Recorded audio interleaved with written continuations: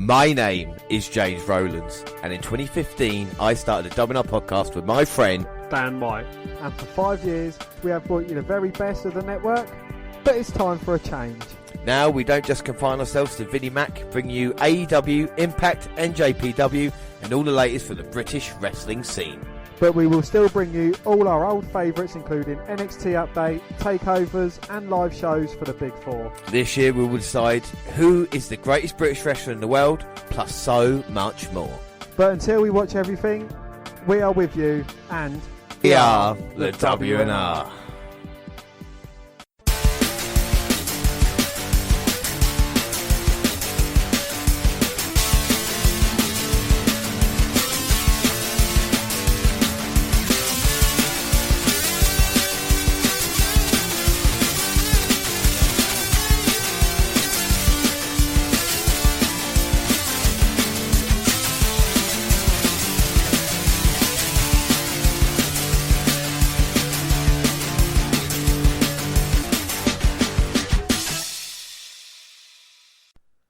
Yes, hello, I am James Rowlands, and as always I'm joined by Dan White.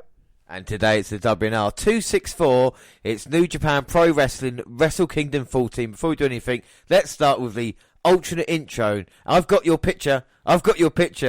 I'd like a million of you all over myself. I want a doctor to take your picture so I look at you from inside as well. You got me turning up and down. I'm turning in. I'm turning out. I'm turning Japanese. I think I'm turning Japanese. I really think so. I'm turning Japanese. I think I'm German. Turning Japanese. I really think so. Do you know, I didn't think I'll struggle so much with that alternate intro. But I did. The thing is, we're turning Japanese.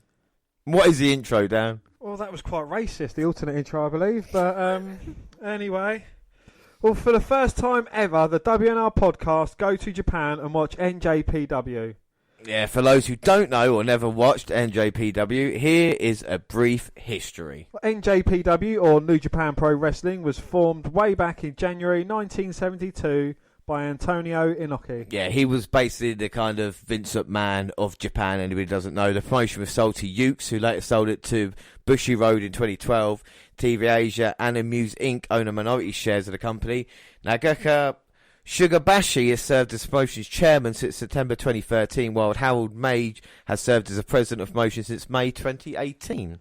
Well, owing to its TV programme aired on TV Asahi, NJPW is the largest professional wrestling promotion in Japan. It was affiliated with the NWA, or the National Wrestling Alliance, at various points in its history. NJPW has had agreements with various MMA and professional wrestling promotions around the world, including WWE, WCW, AWA, WCCW, IPW, WAR, UWFI, Ring of Honor, Pride Fighting Championships and Jersey All Pro Wrestling. Well, NJPW's biggest event is the January 4th Tokyo Dome show, held each year since 1992 and currently promoted under the Wrestle Kingdom banner. Which is what we are watching today, and for the first time it was held over 2 nights. Yeah, we're going to bring you the action from both nights, plus reaction and ratings from the event. Well, let's have a quick run through the card of both events. Yeah, so Wrestle Kingdom Night 1, January 4th, we had the Jushin Thunder Liger, and it was Jushin Thunder Liger with Tatsumi Fujinama, the Great Suzuki and Tiger Mask 4 versus Naito Sano, Shiro Otani, Tatsuki Otawa and Rizuki Taguchi. I've just got to say, first of all, I'll just stop there. Look, this is the first time we're watching NJPW, so maybe we're not going to be au fait with the names, whether it is. We're really excited that it's on the podcast, but obviously we might not, you know what I mean? We might not get it down packed first hand, but we'll see what happens. The second match is an 8-man tag team match. Los Ingobernables de Japón, or who are Sanada, Evil, Shingo Takagi and Bushi versus Suzuki Gun, which is Zack Sabre Jr., Minoru Suzuki, Tachi and El Desperado.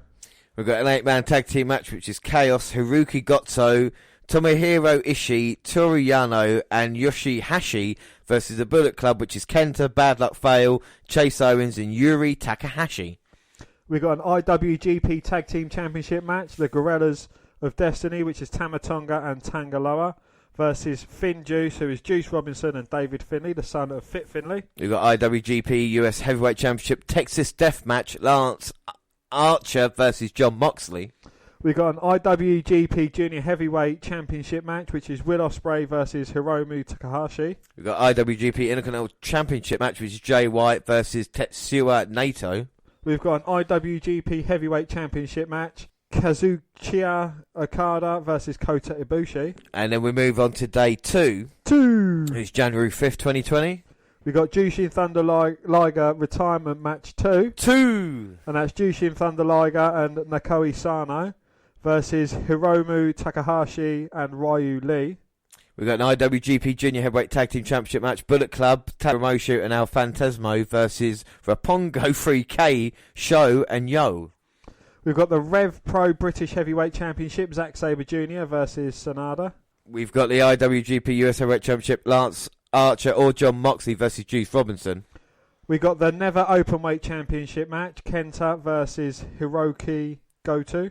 We've got this singles match, loser of the IWGP Heavyweight Championship match versus loser of the IWGP Intercontinental Championship match from the previous day. We've got a single match, Hiroshi Tanahashi versus Chris Jericho. And we've got the IWGP Heavyweight Championship and IWGP Intercontinental Championship. It's the Heavyweight and Intercontinental Champion from the first night. So let's get started. Yes, and we start what better way than night 1. So, of course, it was January 4th, 2020. Like I say, bear with us here, but we are excited to bring you the action from the Tokyo Dome. Well, the first match, it was Mayu Iwatani and Arisha Hoshiki versus Gila and Hana Kimura. Yeah, Is that the Kimura lock? This match did not air on the live broadcast. Iwanti won the match for a team by pinning Kimura after hitting a moonsault. Hana and Gia did not get along. We had a great bash heel. Tamaki, Hinoma and Togi Makabe. Yuya Emura and Yota Tsusui versus Toa Henare. Alex Kulahi, Clark Connors and Carl Fredericks. Henare won the match for his team with a rock bottom and pin on Tatsu. Henare looked really good in this match. We had Tenkozoi, Hiroshi Tenzan and Satoshi Kojima versus Yuji Nagata and Manabu Nakahashi. Tenzan won the match for his team by pinning Nakahashi. You see what I'm doing now? I'm giving you all the matches. Is this the match you're watching now? No. We had Jushin Thunder Liger, Tatsui Fujinami, the Great Satsuki and Tiger Mask with El Samurai versus Nakoe Sano, Shinjiro Otani, Tatsuhito Takahiwa, and Ryushi Taguchi. It was the first match on the main portion of the show. Liger picked the participants of this match as he wanted old friends and rivals to be in the ring with him. Liger started the match with Sano. Things broke down with everyone fighting around ringside in the closing minutes of the match. Taguchi won with a sit-down chicken wing slam on Liger. He pinned Liger to win the match for his team. Liger's final match is tomorrow night. Liger still go for a few more years. We had Los Ingobernables de Japón, Evil, Sanada, Shingo Takagi and Bushi versus Suzuki Gun, Minoru Suzuki, Taichi, Zack Sabre Jr. and El Desperado. Well, Zack Sabre Jr. won the match for his team by forcing Bushi to submit to the Omniplate. Great action in this match. Sanada and Sabre Jr. briefly went at it after the match, and they will face off tomorrow night. And then we had Chaos, Hiroki Goto, Tomohiro Ishii, Toru Yano and Yoshi Heishi versus the Bullet Club, Bad Luck Fale, Chase Owens, Kenta and Yujiro Takahashi. This is a good match. Late in the match, there was a nice-looking brainbuster by Ishii onto Bad Luck Fale. Got to pin Takahashi to win the match for his team. Well, we leave night 1 for now and go on to night 2. And we start off with the Never Openweight 6-Man Tag Team Championship Gauntlet match. The most violent players, Toga Makabe and Toru Yano and Rizuki Taguchi, the champions versus Chaos, Tomohiro Ishii, Yoshihashi and Robbie Eagles versus Los Ingobernables Japan, El Shingo, Takahagi and Bushi versus Suzuki Gun, Tachi, El Desperado and Yuchubi Kanemaru versus Bullet Club, Bad Luck Fale, Yuri Takahashi and of course Chase Owens. School Yoshinobu, Yuchubi, Kanemaru. I'm sure that we got there in the end. You got nowhere near that in the end. Well, this was a pre-show match and the match started with Bullet Club versus Chaos. Bullet Club was eliminated with Ishii pinning Finlay. Up next in the match was Suzuki Gun. Robbie Eagles pinned Kanemaru, so the Suzuki Gun was eliminated. Up next to enter the match was Los Njpw.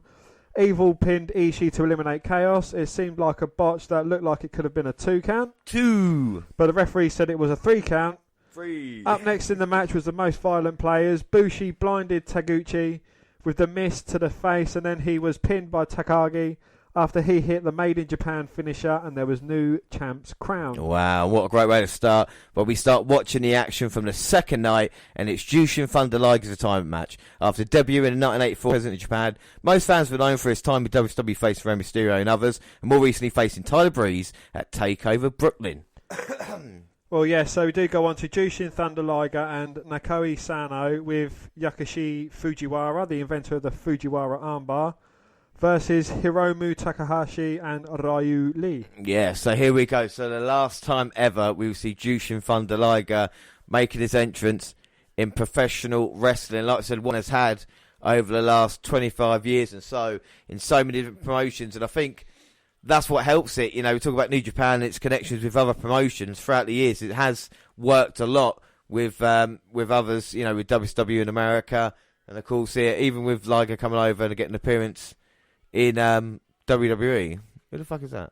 Do you know, in preparation for this, I've watched the first 6 episodes of James May, Our Man in Japan, where he travels from the north of Japan all the way up to the north of Japan. Any good? It is actually very interesting. I'm a huge fan of James May. And, you know, it's him kind of coming out a bit out of his comfort zone, doing certain things. It's very, very fun. So what do you think? Well, as we see Liger coming out, and it is a kind of iconic entrance, I think it looks spectacular where we are at the moment. You know, you look at the... we can see it's a stadium-like feel, as they've got most of the attendance kind of sold out. Fireworks as well. It's, you know, WWE say it's the biggest in the show, but this is an impressive setting, isn't it? Absolutely, yeah. It's it feels nice, like, you know, the atmosphere around it. You know, especially making a huge deal out of Jushin Thunder Liger, someone who certainly deserves the respect from the New Japan Pro Wrestling kind of franchise. I like the elevated stage as they come down as well. You know, it kind of gives you a more of a, you know, you can see what's going on feel to things. Exactly. And of course, the kind of pageantry as well, that kind of Japan brings in that way, the colourful outfits that they're wearing. Of course, Liger just looks like a Power Ranger as he comes out for action. And a spectacular way to go out for a man who's kind of wrestled everybody, who's anybody in the cruiserweight division. You talk about your Dean Malenko's, your Eddie Guerrero's, your Chris Jericho's. And like we said, even recently in Japan as well, fighting people like Will Ospreay and Zack Sabre Jr., AJ Styles, Shizuki Nakamura. The man's been there and done it. He's been everywhere and done everyone. And it is an iconic look for a wrestler as well. That's what I like about He looks like the Red Ranger. Yeah. And I mean, the man has to be at least 72 years old. At least 85. But he can still go if he wanted to, but he's going to go out in this way on top. And like last night, he lost. Tonight, could he go out and lose an effort? But isn't that like a kind of true legend as well, going out on his sword, putting other people over, you know? That is the samurai way as well, funnily enough. You know, not only that, but giving someone else the rub on the way out as well. You know, it's like to say, look, you know, you've pinned an absolute legend of the business. But don't get me wrong, you know, it would be lovely to see Liger to get a victory in his last ever match. I think without a doubt, and now the heel team, as it was, going to argue, but it looks like Takahashi is going to start with Liger. Well, he's a pretty fellow, isn't he? He is. Red bits in his hair. And I say this is all available. I don't know if we mentioned tonight. We said it was going to be on Fight TV, and it was like $50 for the 2 shows. But New Japan World, as it's known, and you can get the English version of it, offers it for 999 yen, which is about £7 a month, which is well worth it and saves me a lot of money. Plus, all the New Japan action now every month is available to watch. You can get it through a Fire Stick, and that's what we've got plugged in now, of course, along with like Impact Plus and other wrestling networks. Plugged into our 240-inch telly. Yes. Ultra 4K, high definition. And it's good. It's a good picture as well. It looks, you know, crisp. That might not be up to, you know, upscaling in HD, but... Well, we did see it live, but, you know, we're just watching it again on telly. You can see Liger backing up Takahashi, who will be facing Will Ospreay on our show later. For his title. For the title, for the IWGP Junior Heavyweight Championship, a title that Liger has won on numerous occasions. Like we said, the man is an ultimate legend. So we've seen kind of like Japanese wrestling come to the WWE in some way, shape or form.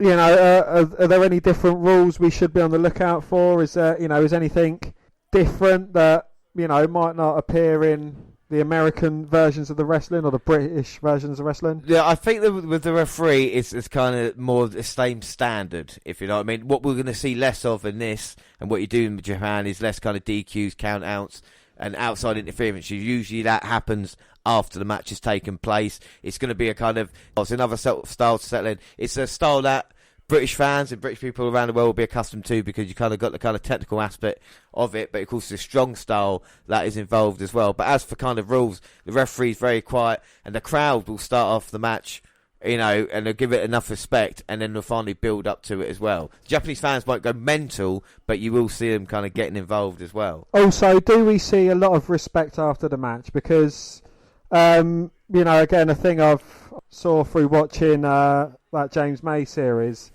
is that, even if you win, you're not hollow in victory. You're still very respectful, victorious, or if you're on the losing side. Yeah, well, there's a couple of things to that. You always get respect. You will all, unless there's a kind of rivalry or feud going on. But in the end, you kind of always see it. But Japan has got a couple of things going for it. First off, in Japan, wrestling is treated like a sport, so it's up there. So it has that kind of genuine respect, like football does in this one. In this country, so to speak. Wrestling is that big in Japan, so that the wrestlers are treated like pure athletes as well. It's seen as a kind of, not a real thing, but because of course hard-hitting action, more of a sport. And also another thing they do quite well is the bringing up of the wrestlers. You talk about developmental. They all start off as a kind of junior, just wearing black trunks, and they have to earn their character and earn the respect as they go through, and they'll go to other places around the world to kind of hone their craft and then come back. So you see someone getting a push or in a position, and it means they've worked hard over 5 or 7 years, which again earns the respect for kind of everyone. And that's what I mean. I like that kind of aspect to the way, so to speak. To earn, you've got to earn your character. Yeah. You start off for the first 5 to 7 years just being a bland character. And you've kind of got to let your wrestling speak, limited time on the mic speak for itself. And then, when they finally realise that, you are something good, you can get a character, you can develop that character, you kind of, you get an entrance theme fitting to a character as well. I think that is absolutely brilliant. You will not see a wrestler push just because of anything really in Japan. Just because of who their dad is or was. Even a kind of guy just comes in, even in the monster, will have to earn his keep, So, and that's what you'll see here. And this is why developed such great talent as well throughout the years, and other talent around the world. People like AJ Styles and people like this have gone to Japan to kind of hone their craft, because they know that the people here, wrestling comes first more than anything else. And then when you've got someone like Liger who can transcend that with the character he's got, just shows how special he really is. But he's in a bit of trouble at the moment. Takahashi, with the help of his partner Lee, have been able to work down Liger. And you can see even the amount of photographers and like at ringside as well. It will all be in the newspapers tomorrow. And that's the thing, you go to the back page of a Japanese newspaper, you're going to have wrestling there. That is the kind of main thing. That is quite cool, as opposed to in the Star, I think it's on a Thursday, and there's kind of like a one, maybe a 2-page spread over it. But again, like there's been I think Tyler Bate, Pete Dunne, and Trent Seven. They appeared on Good Morning Television, GMTV, morning TV, talking about their vegan and being a wrestler and certain other things. So it is kind of getting a few more eyes on it. Without a doubt, I think that's what's important when you look at the kind of the way British wrestling is at this moment in time, and in Japan. That's why WWE haven't been able to go there, because of New Japan Pro Wrestling, and other companies here are keeping it strong. They don't need someone else to come in trying to help them out, like a kind of NXT UK. They can try to buy a couple of companies which were turned down, and they'll say that New Japan is not kind of big leagues, but you can definitely see here with the kind of, even the way of look and the cameras and the way it is. Well, just noticing it, they've got kind of different. They've got the boxing style turnbuckle pads. They've got kind of like the boxing advertisements in the ring as well. You got Zima, TV Asahi, and certain other advertisements in the ring. Without that, and I think it's a really cool look. And even like you say, the the ceiling, so to speak, at the top of the building where you can see, it just kind of looks, the Tokyo Dome is a very special place, over the years for Japanese wrestling, and it's a pleasure just to see it now. So is this why we don't get a WWE show in Tokyo as much? Yes, that's why they don't. The Japanese fans look at WWE as a kind of more commercialized, kind of not as real. Like I said, the styles, every strike that you're going to see here is going to be on the ball because that's what they got to do. Because if you don't hit it properly, you're not going to be in the job. And that's the problem. But Sano's in for his partner Liger, and he's been fighting Lee in this match. Both men definitely bringing it, and it's a different style as well. Like I say, it's you talk about the talent in WWE. It's around the world. Every wrestler is like looking for the tag. Absolutely, and you can see that they're telling a story. Even though this is Jushin Thunder Liger's final match, and it is kind of supposed to all be about him, it seems like it isn't. It's about all four men in the match, and the things that they can bring to it. As well as, it's them trying to get the push over Thunder Liger and his partner, and, Tanahashi, he's trying to prove himself, like, I'm the champion, I've got a match coming up, I've got to win this, this is just, he's asked for me in this match, as opposed to me wanting this match. It's a young line, like I said, he wants to show, you can see by the vicious forearm shots of just the beating down of Liger when he got the tag in. Liger manages a powerbomb low, manages to keep the mask on, and gets the reception that he deserves. And now just standing over him with palm strikes. And now Liger got Takahashi, but no. Dragon Lee manages to stop him and sends Liger's partner off the apron.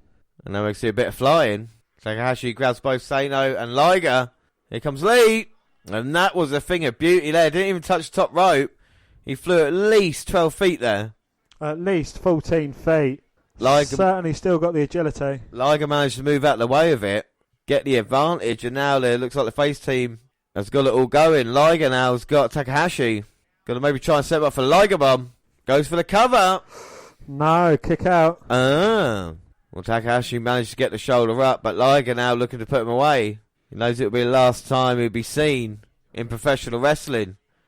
And again, this one's certainly been a bit of a slow burner. The action has been steady going up to it, and now you kind of see it's coming towards the closing sequences that it's starting to get a bit more fired up, and the fans are getting more into it, and even the performers are getting more into it. A brainbuster suplex from Liger.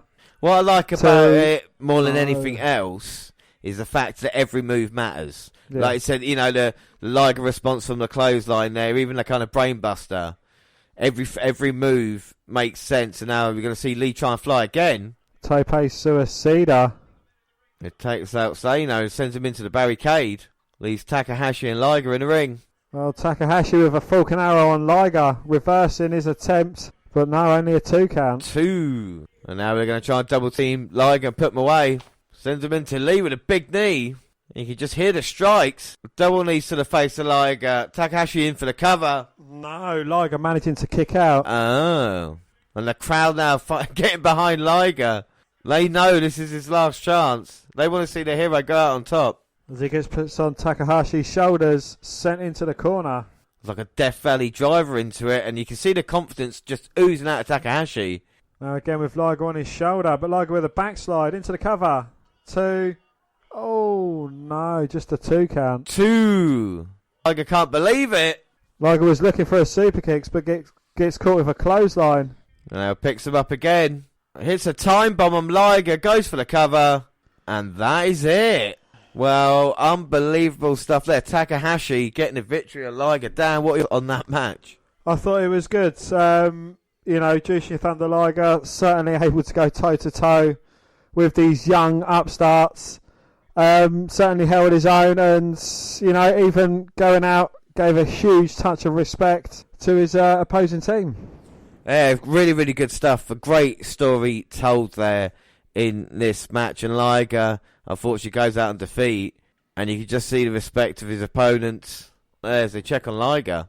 But a great way to start Wrestle Kingdom. Absolutely, yeah. Despite this being Jushin Thunder Liger's final match, kind of like the whole event wasn't all about him, which, Very respectful. And you can see even now Takahashi having a word with Liger. Wow. Yeah, Takahashi saying to Jushin Thunder Liger, look, I promise you I will carry on your legacy. And, you know, he's just saying that he has nothing but respect for the old-time performer. Wow, and what a moment and what a match. And, you know, if someone said to me, the very first podcast, you'd be watching Wrestle Kingdom one day and seeing Jushin Thunder Liger's last match, I wouldn't have believed you. But what a moment here. Yeah, and even Ryu Lee helping Liger up to his feet. You know, he even dropped his belt. You know, that wasn't important to him at this moment. You know, to him at the moment was Ryu Lee, and he hands Jushin Thunder Liger a mask and just gracefully bows to him. Yeah. You know, this is absolutely beautiful. And you can hear respect from the fans as well, now cheering and clapping. And that's what it's all about. You talk about it, and this is, you know, the respect shown. And this isn't about being a heel or a face. This is about being respectful of your opponent. Well, after the match, Jushin Thunder Liger gave a speech in the ring. He said Jushin Thunder Liger was born in 1989 and the wrestler is no more as of 2020 in the Tokyo Dome. He thanked everyone for the years of support. Wow, what a moment and what a way to start. But up next, we've got IWGP Junior Heavyweight Tag Team Championship match. Bullet Club, Taiji Shimosho and El Phantasmo, champions versus Ropingo 3K, Yo and Sho. Oh, sorry, we were not watching this one. Well, it was a solid towards the end. Phantasmo tried to use the title, but Rocky Romero pulled it away from him. This allowed Sho and Yo to make a comeback.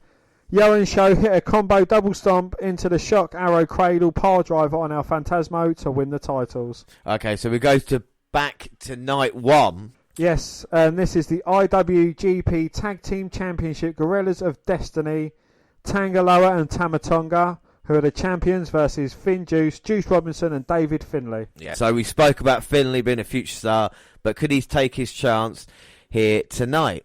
He looks like he's part of the Fashion Police. Well, they are very kind of flamboyant tag team, and they're the winners of the New Japan Tag League that took place just for the New Year to get themselves a title shot here tonight. But we might recognise Juice Robinson as well, because he's a marker in NXT. He decided to leave to try and find success outside of WWE, so this will be very interesting. And Finlay looks like he means business. So which one's which? Sorry, Dave Finlay. That's Juice Robinson. Right. Yeah, the more flamboyant man, the man who will hope for Moxley for the IWGP Intercontinental title tomorrow night. But tonight he's going for the tag team titles. Like I said, he's left NXT and he's found a lot of success in New Japan. But couldn't a majority of the NXT roster find a lot of success in Japan? I think they could, but this is why he was clever, because rather than being a mid-card guy or, you know, kind of, you know, not really getting a shot in NXT, he decided to make his own career out, rather than, because not everyone's going to be NXT champion, are they? You know, so that's what he probably thought to himself. Maybe a bit like he didn't want to be like a Ty Dillinger, wanted to go somewhere else, and his reputation and be a Sean Spears has grown from that. Well, he's definitely got a gimmick and he's living by it, so, you know, fair play to him. And old Dave Finlay, of course, coming from a traditional family, so will he be able to break maybe the Magnificent Seven in a couple of years' time? Not like his dad, really, is he, in the kind of look? Nothing like him. No, I was expecting a green singlet, short, blonde, spiky hair, and, you know, a bit of an Irish gimmick going on to him, but none of that.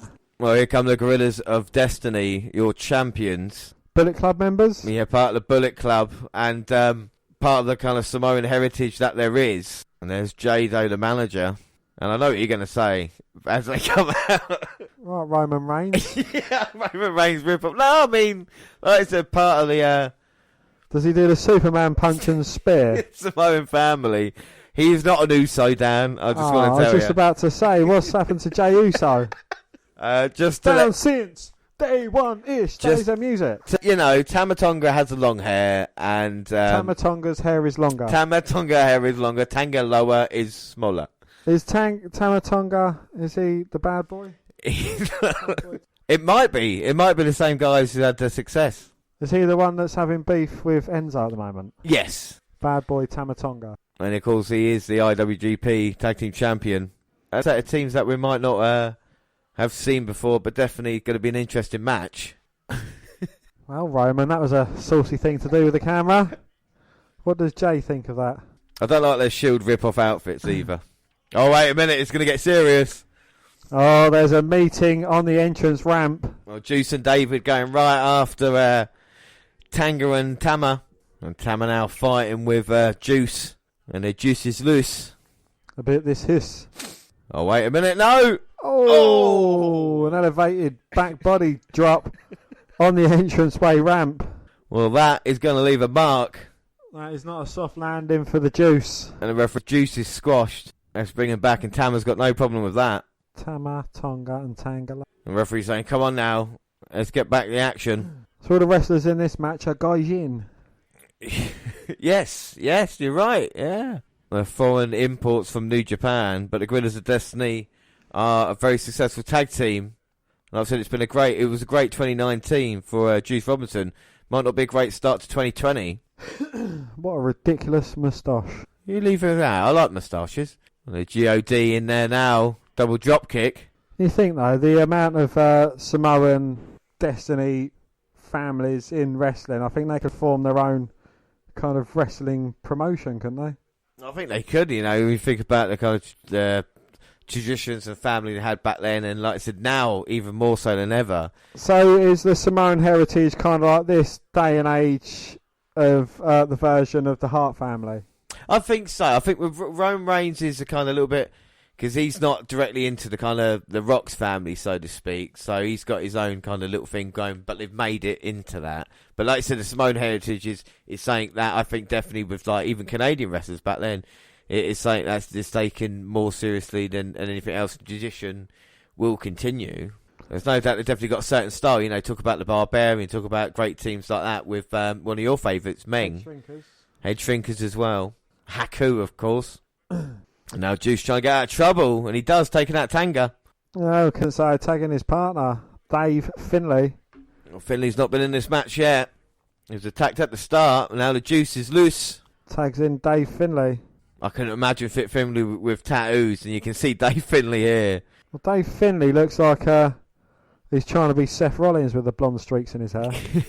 Well, at the moment, he streaks into the Guerrillas of Destiny as he runs through him. And a really nice uppercut. Upper what? Off the second rope. He gets caught from behind. And the Guerrillas of Destinies have been able to pick out Dave Finlay in the past and looking to finish him off now. I've just noticed there's an Aussie on commentary. And Tomer come running in, but Finlay managing to move. I think Trying that's to get Go on. Juice Robinson back in the match, but unfortunately not.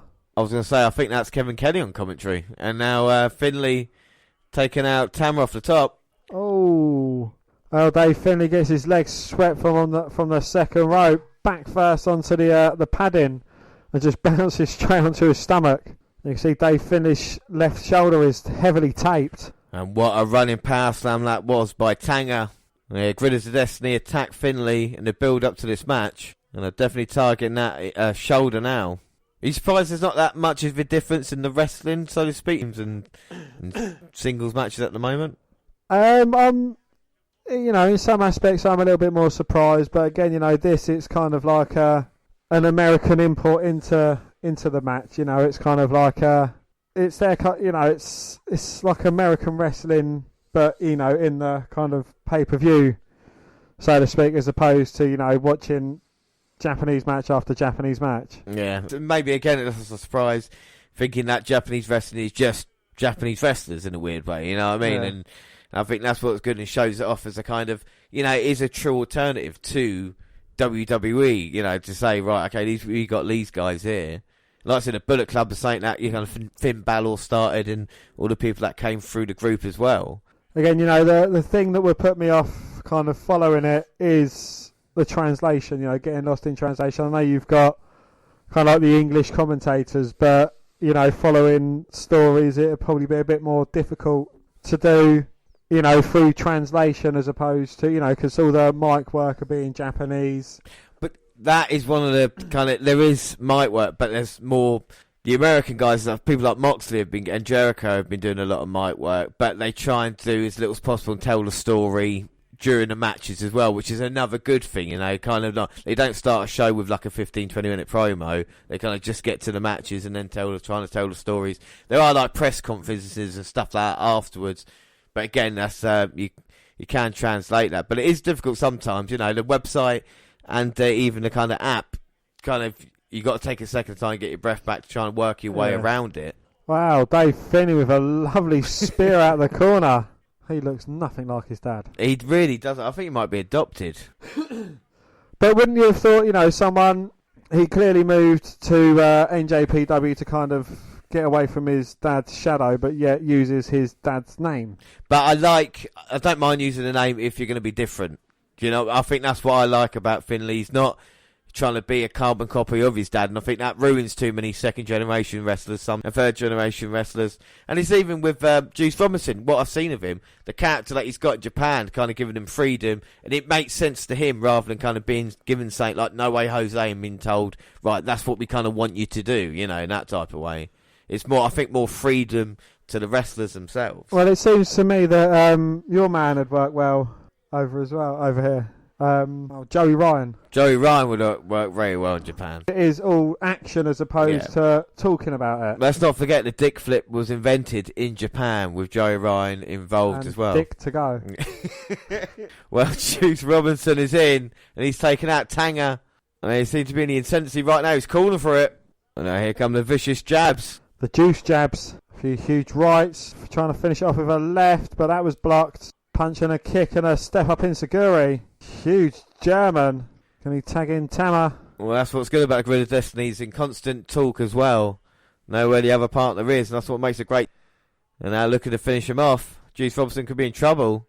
Oh my God, Juice managing to move out the way of Tama, and then some beautiful kind of like Booker T-esque side kicks taking out both men. Finlay desperate for the tag. And the crowd definitely behind him.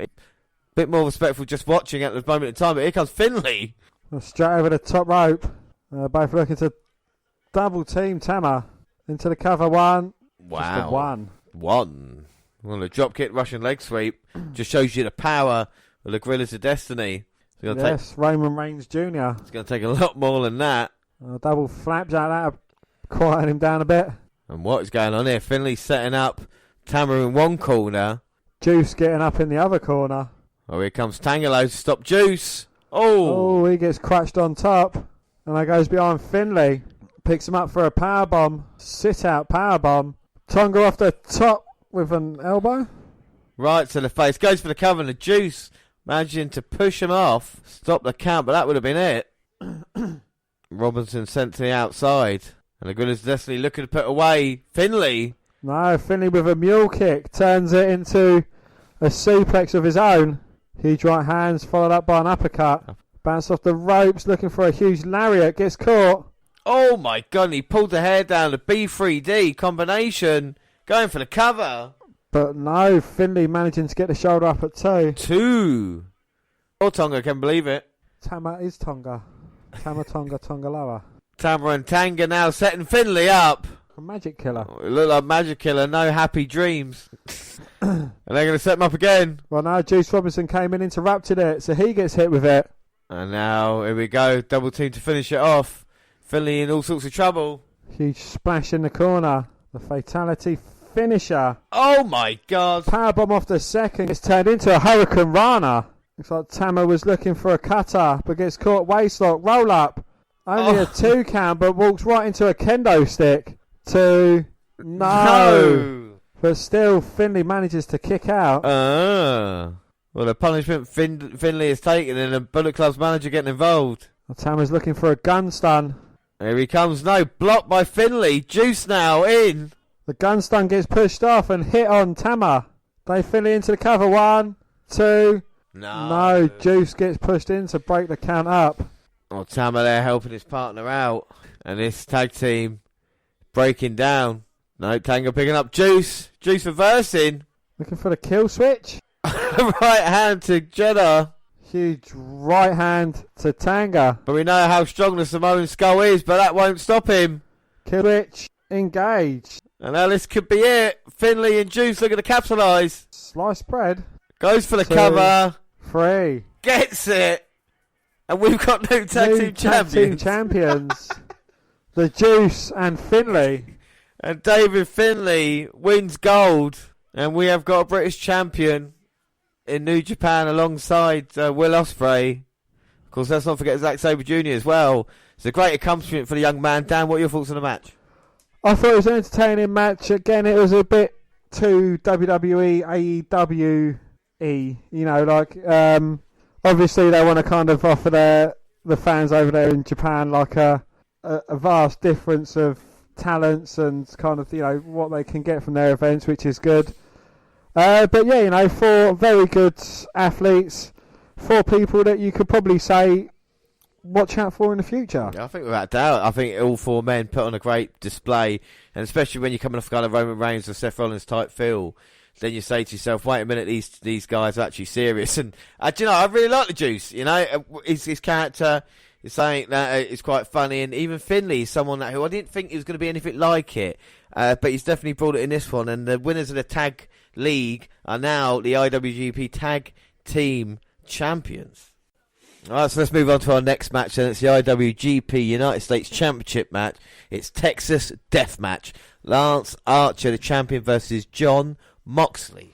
Yes, and the only way to win this match is via a 10-count knockout or submission. Yeah, Jon Moxley had to vacate the IWGP Intercontinental Championship due to not being able to fly over Japan. The United States tried to fly over to Japan because of the plane trouble, but no chairs in. Mostly unsuccessfully. But Moxley is here, and of course AEW has got maybe a working relationship with NJPW now, which allow Moxley to appear on both. But the former Dean Ambrose, of course, last year was in his final couple of months with WWE. Has it been a good year for Jon Moxley, do you reckon? I mean, you have been a big fan of Dean Ambrose in the past. It's been a good year, but I don't know if he's achieved more than he could have in WWE up to this point. Do you think he would have been a big star in WWE right now? Where would he be? If he was in WWE right now, where would you put him? I don't know, because there is a lot of people vying for the top spot in WWE. You know, he is certainly a bigger character out of WWE now. But, you know, I don't know. Maybe he could have been on another push again, but it's one of them ones where you don't know what's going on. Yeah, I think that's true. The former Lance Archer, probably known for his little time in WWE, so there for a cup of coffee, or Lance Hoyt, as he was in TNA way back when. But he's found a lot of success in Japan. Another guy who's come in for an import, so to speak, and he's looking to go to war with Moxley, who does look confident. I think he looks in a lot better shape. And recently we've seen him. Of course, Archer starting on the people at ringside. And in Japan, they don't mind getting involved in it. Back in the days, as he slaps the guys at ringside. You know, back in the day when the fans and stuff like that, the foreign heels and the heels, so to speak, used to chase the fans. And if the fans were caught and hit over the head, then that was fair play. Back then, they actually enjoyed it. As Archer's full of confidence and gives Moxley the finger. But it's something you wouldn't see in WWE, is it, really? It certainly isn't, no. And that is quite a handsome title as well, very large. Very nice championship, but we don't condone the actions of Lance Archer. You shouldn't put your hands on people at ringside. But he's just, he's confident and he thinks he can beat Moxley. And this is it's definitely type of Moxley's match, isn't it? You know, it's right up his alley. Most certainly, yeah. You know, this is his bread and butter, so to speak. But what can Lance Archer bring to it? Well, he's definitely got a side of confidence. And he's going to be the big... But Moxley starts with a big knee. Now backing Archer up into the corner with the right hands. And again, a more of American-style match, but in a Japanese setting as Archer there. Cross-body. And that momentum stopped for Moxley. So no pinfalls, no submissions. Moxley sent into the ropes, but holds himself. Sends Archer outside. And Moxley's starting this one quickly. Here we go, suicide dive. And Moxley's got a look in his eyes, and the fans definitely behind him. There's definitely a star-like aura to Jon Moxley at this moment in time.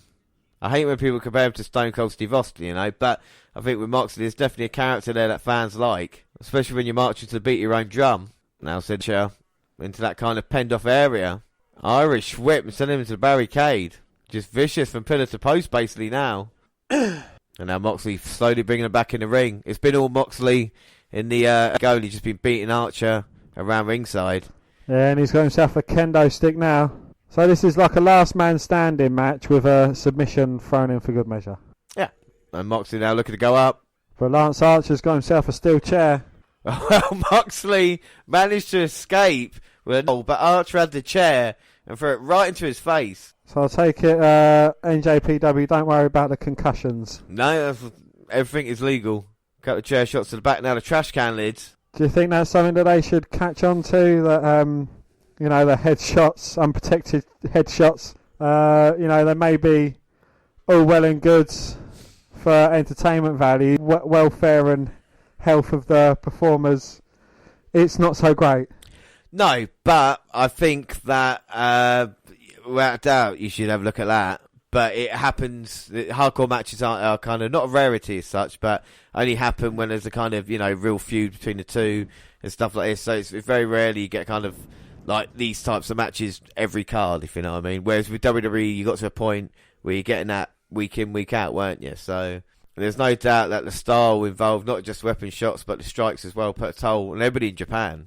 Well, Lance Archer's certainly getting his feet back in this match, attacking Moxley with a kendo stick. Much like Drees Robinson's story of another guy who went to Japan, started to find success. Who is Lance Archer? Would we have seen him before? Yeah, like I said, former Lance Hoyt in Lance Hoyt. TNA. Of course, WWE for a little bit. He was on a WWE SmackDown vs. Raw game as well, so at least he's got a little bit of money coming in from that. But he could become a lot more famous here tonight if he's able to knock off John Moxley. And at this moment of time, he is with a kendo stick. Archer with a knuckle lock going up to the second rope. Moxley's got the kendo stick in hand though. And just clocks Archer around the head with it a couple of times. Well, I think that's payback for all the shots that Archer just hit Moxley with. I think he might have been broken a stick over his body. Moxley looking to hit the trash can over Lance Archer's head, but gets caught round the throat.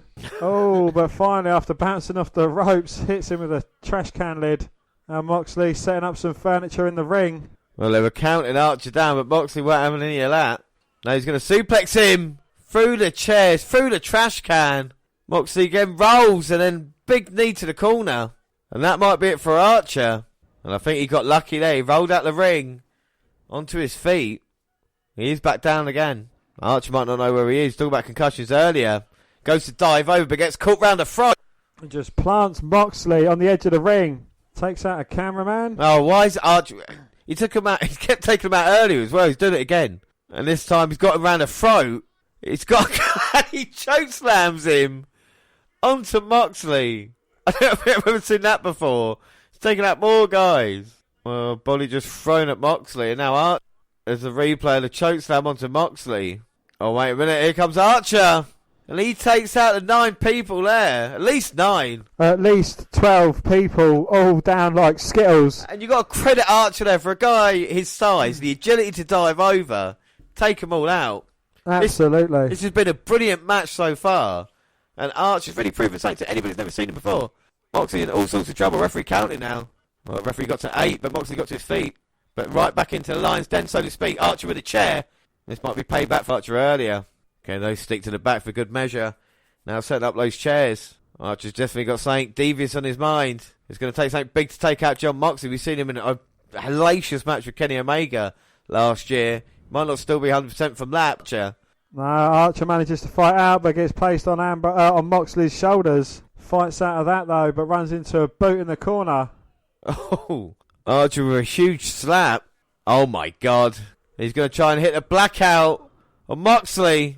Face first. Oh no, back first across the 4 chairs set up in the ring. Himself had set up to do harm to Archer with. Well, Archer had the plan with the chairs and he's just taken out Moxley. But Moxley showing his toughness, managing to break the count. And now the claw by Archer. You know how dangerous this move is, Dan. The dreaded claw. Moxley may be out, but that is a beautiful transition. Getting the armbar. Armbar's in and Archer in all sorts of trouble. Is he going to tap? Moxley pulling back with everything he's got. This could be over. No, Archer managing to get to his feet. And now he's got Moxley round the throat. Moxley in all sorts of trouble. And he just throws him over his head. And Archer's aggression is definitely still there. It's been a great performance by him. Moxley in all sorts of trouble in the corner. Here comes Archer, but runs into a clothesline. Archer responds with a chokeslam. No, it's a paradigm shift. And that could be it. Moxley telling the referee to count it. This is over. Moxley saying to the fans, come on, we can get this job done. Oh, Lance Archer sits up, manages to get to his feet before the 10 count. No, a count of 8, but right back into Moxley's arms. For another one, no. Archer's blocking it as best he can. And now the big knees. Which were nowhere near the head of Archer. But Archer there with like a pounce. Takes out Moxley. Positions. Oh, like a choke slam onto the chair. Well, huge impact to the back. And Archer looking on at Moxley and saying, what more can I do to you to put you out of this? Moxley, though, just kind of belly flops. He's squiddling around at the moment, just trying to find life in his legs. It's been a war between two. And he gets to his feet just before 10. Flips the bird, but just gets a big boot to the face for his troubles. And a plastic bag. And he's using it to suffocate Moxley.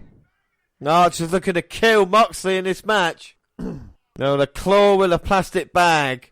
A lethal combination. And Moxley's oxygen draining from his body. Slowly passing out. Referee checking the hand. The hand went down twice. No, but not a third time, though. Moxley's still got a fight. Archer lets go and just barrage of forearms. Moxley's nose might be busted there. Archer going to the outside. What's he looking for? He got a trash can and goes through the fans again. And he's looking for the table. And the table's slightly different in Japan than they are in America. I think maybe 2 tables together would be the same. But there's no give to him as Archer sets him up on the outside. And this does not look good for Moxley at the moment. Oh my God. And now the helmet from Archer right into the face of Moxley.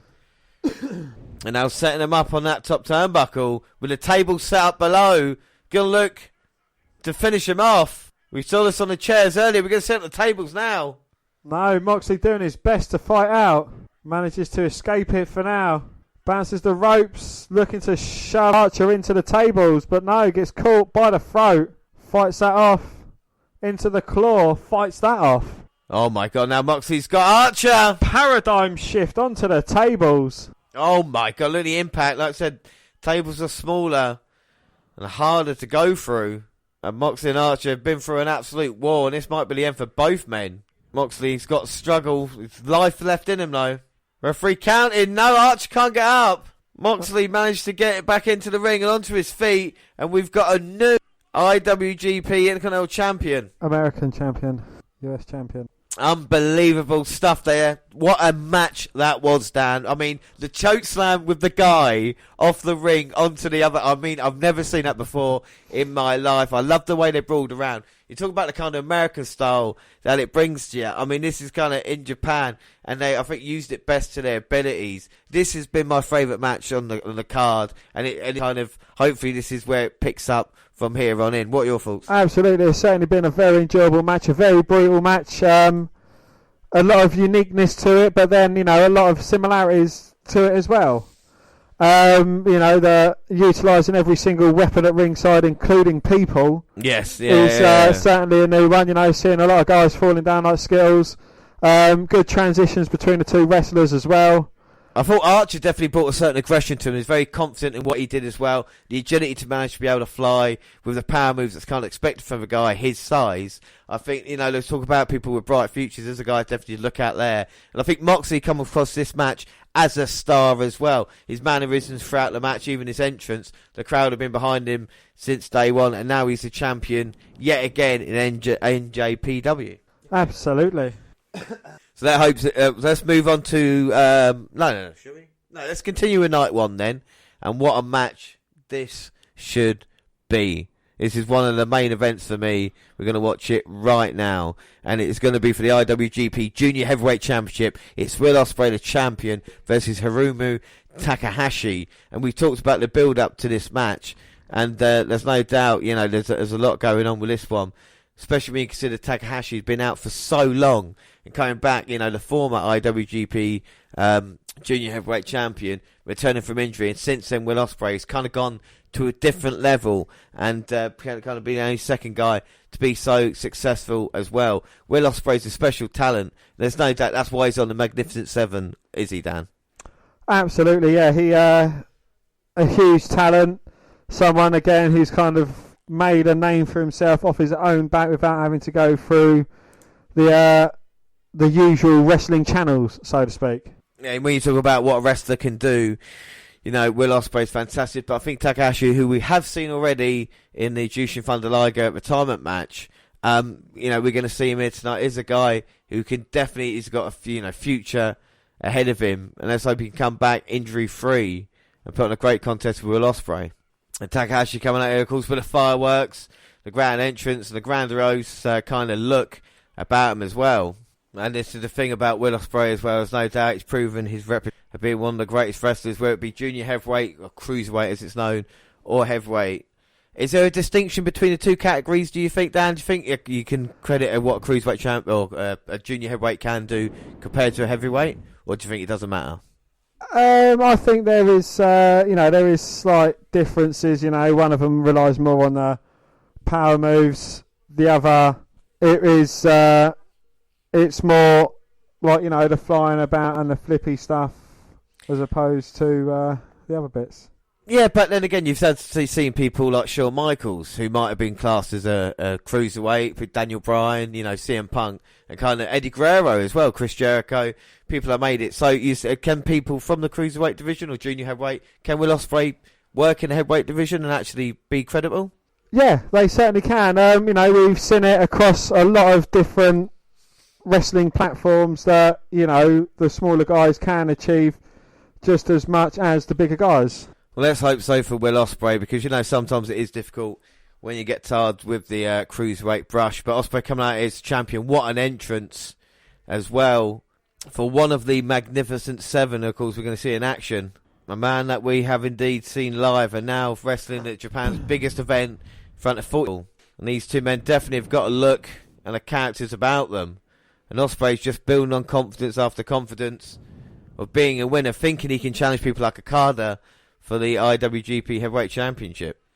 He certainly has got a swagger about him, hasn't he? You know, he's got a samurai sword, a white tiger on his shoulder. He has got a white tiger on his shoulder. I thought it was tripping out for a second. Takahashi certainly is a colourful character himself, isn't he? I was there, very flamboyant. Looks like a frigging peacock. Of course, after his return, but who will be the number one in the junior heavyweight division? Will Ospreay, the most successful man in New Japan in 2019. Can he start 2020 off with a bang here? But Takahashi will definitely bring it. And we've already seen him once on this podcast. Yeah, well, now we're going to see him again, and that's what we're saying. The story as well, very, very simple. Ospreay is the best in the junior heavyweight division, but before him, it was Takahashi who suffered the injury, had to, you know, give away his junior heavyweight championship. He's back after a year and a half. Can he take it off the man who's dominated the division since? Very, very easy. Ospreay, Takahashi, one of the Magnificent Seven. This is IWGP. Can Takahashi have the confidence and the belief that he once had, or will it be Ospreay? Ospreay looks cool as a cucumber. And you could argue, out of everybody, you know, of the Magnificent Seven, probably having the biggest January where he is on the match as well. You know, we talk about night one. He's in the co-main event. Let's just sit back and enjoy a wrestling masterclass. And this is the thing, you compare and contrast as well. Of course, we've got a big show on tomorrow with NXT UK, the TakeOver Live pre-show. And we'll be comparing that because, of course, we're going to have Tyler Bate in action, one of the Magnificent Seven as well. But Ospreay's definitely one of the best. And you can just see the confidence he's got. Well, it is. At this point in time when people are hot. I'm sure his phone is ringing from all over America. You know, both men just trading forearms. And there's no doubt you talk about respect early in the night as well. There's respect between these two, even though they might not show it right now. They're both very wary of each other. Oh, both of these men just blocking and countering each other. You wanted wrestling? I'll give you wrestling in this one. And just a simple knife-edge chop kind of slows the match down a bit. Only momentarily from a head scissors takedown. But Takahashi's shown his speed. We know how quick Ospreay is, but he's equal at this moment in time. Ospreay on the apron. Oh, sunset flip powerbomb over the top from the to the outside. Ospreay managing to block it, but went for a Hurricane Runner. No, he just gets planted on the hard part of the apron. And Takahashi now back on the apron. Cameraman weren't that good, but all we see was someone's hair in that shot. I'm guessing it was maybe like a drop kick or a knee. Oh, we go. We actually get replay of it. It was a running drop kick. And it sent Ospreay back up into the barricade. And Hiromu throwing Ospreay back in. And this is the thing as well. They're going to realise, a guy coming from return versus the guy that's going to be best. It's not going to be easy to beat them. You're going to have to wear them down. Ospreay gets chopped and dropped to his knees. There's a bit of Japanese strong style. Takahashi went for a suplex, but no, Ospreay managing to reverse it. Hiromu landed on his feet low, managed to hit the big boot, and now going off the rope. We usually see this for the tarantula. This is more just kind of like a choke from the top. Takahashi now. Yeah, Hiromu going off the top. Gets caught by Ospreay coming in though. Oh, double foot stomp to the back of the head. Oh my God. And a suspension DDT just planting his head into the mat. Crawls on top for a cover. But only a 2 count. 2. Well, the impact and the whip there of Takahashi. We talk about the injuries for Hiromu. Of course, it was neck injuries that kept him out for so long. And there's no doubt Ospreay will know that coming into with a game plan. We talk about his high flying moving aspects. No doubt one of the most intelligent wrestlers as well. And Ospreay using his to just ram that neck across it. Referee having to come out and kind of break it up. Ospreay doesn't mind taking a couple of chops because he hits a net breaker on the outside. And Dan, how thin are those mats? Well, over in Japan, they're slightly thicker, but still thin. Oh, right, okay. And it is just pure concrete underneath them as well. Ospreay throwing Takahashi back in. Going to go for the cover, but no, only a 1. 1. I think this is Ospreay's way of just trying to take the energy out. Of course, been away for so long. Don't know how much he's got left in the tank, and Ospreay knows he can go all night. Lionel Richie style. And if he wins tonight, he'll be dancing from the ceiling as well. And now that is beautiful by Ospreay. Lovely transition into like a variation of the triangle choke. And he's just going to take the energy, work the neck as well. Takahashi nowhere near the ropes at the moment. And again, working over that surgically repaired neck. Managing to get his frame across to get to that bottom rope. Now just confident, in control. Going to take his time. He is the champion. And Takahashi with the chops. That seems to be spurring Ospreay on. Come on, you Spurs. It's got a wheelbarrow. Oh, into face plant. Into the mat. You might have broken Ospreay's nose. And Takahashi man on the moment right now. Hiromu with Ospreay in his sights. Smashes him in the corner. Comes off a seated drop kick. 1, 2, no. Just a 2 count. 2. And now with a look on Takahashi's face, looks like maybe get back into the rhythm of things there. Get more confident as the match goes along. And Ospreay with those chops. Might not hurt at first, but it's slowly just wearing upon him. And the chest will be as red as his hair. It's like a springboard. Or like a rolling heel kick. Well, usually you don't see... you see maybe some handspring elbows and stuff like this, but with the impact there on the kick and the elevation after that exchange, and now Takahashi on the outside, and we can see the master of the junior heavyweight division fly. The fans know what it's all about. Springboards over the top, lands on his feet. Only to get caught in a German, but lands on his feet from that as well. Comes charging towards Hiromu, gets thrown into the ring, springboards his way over the top, and finally hits his mark. I think you call that high flying. I think that would be fair to say. There's a lovely high flying sequence, yeah. People go, we've seen it all before, but that is something completely different. Ospreay managing to catch himself as well.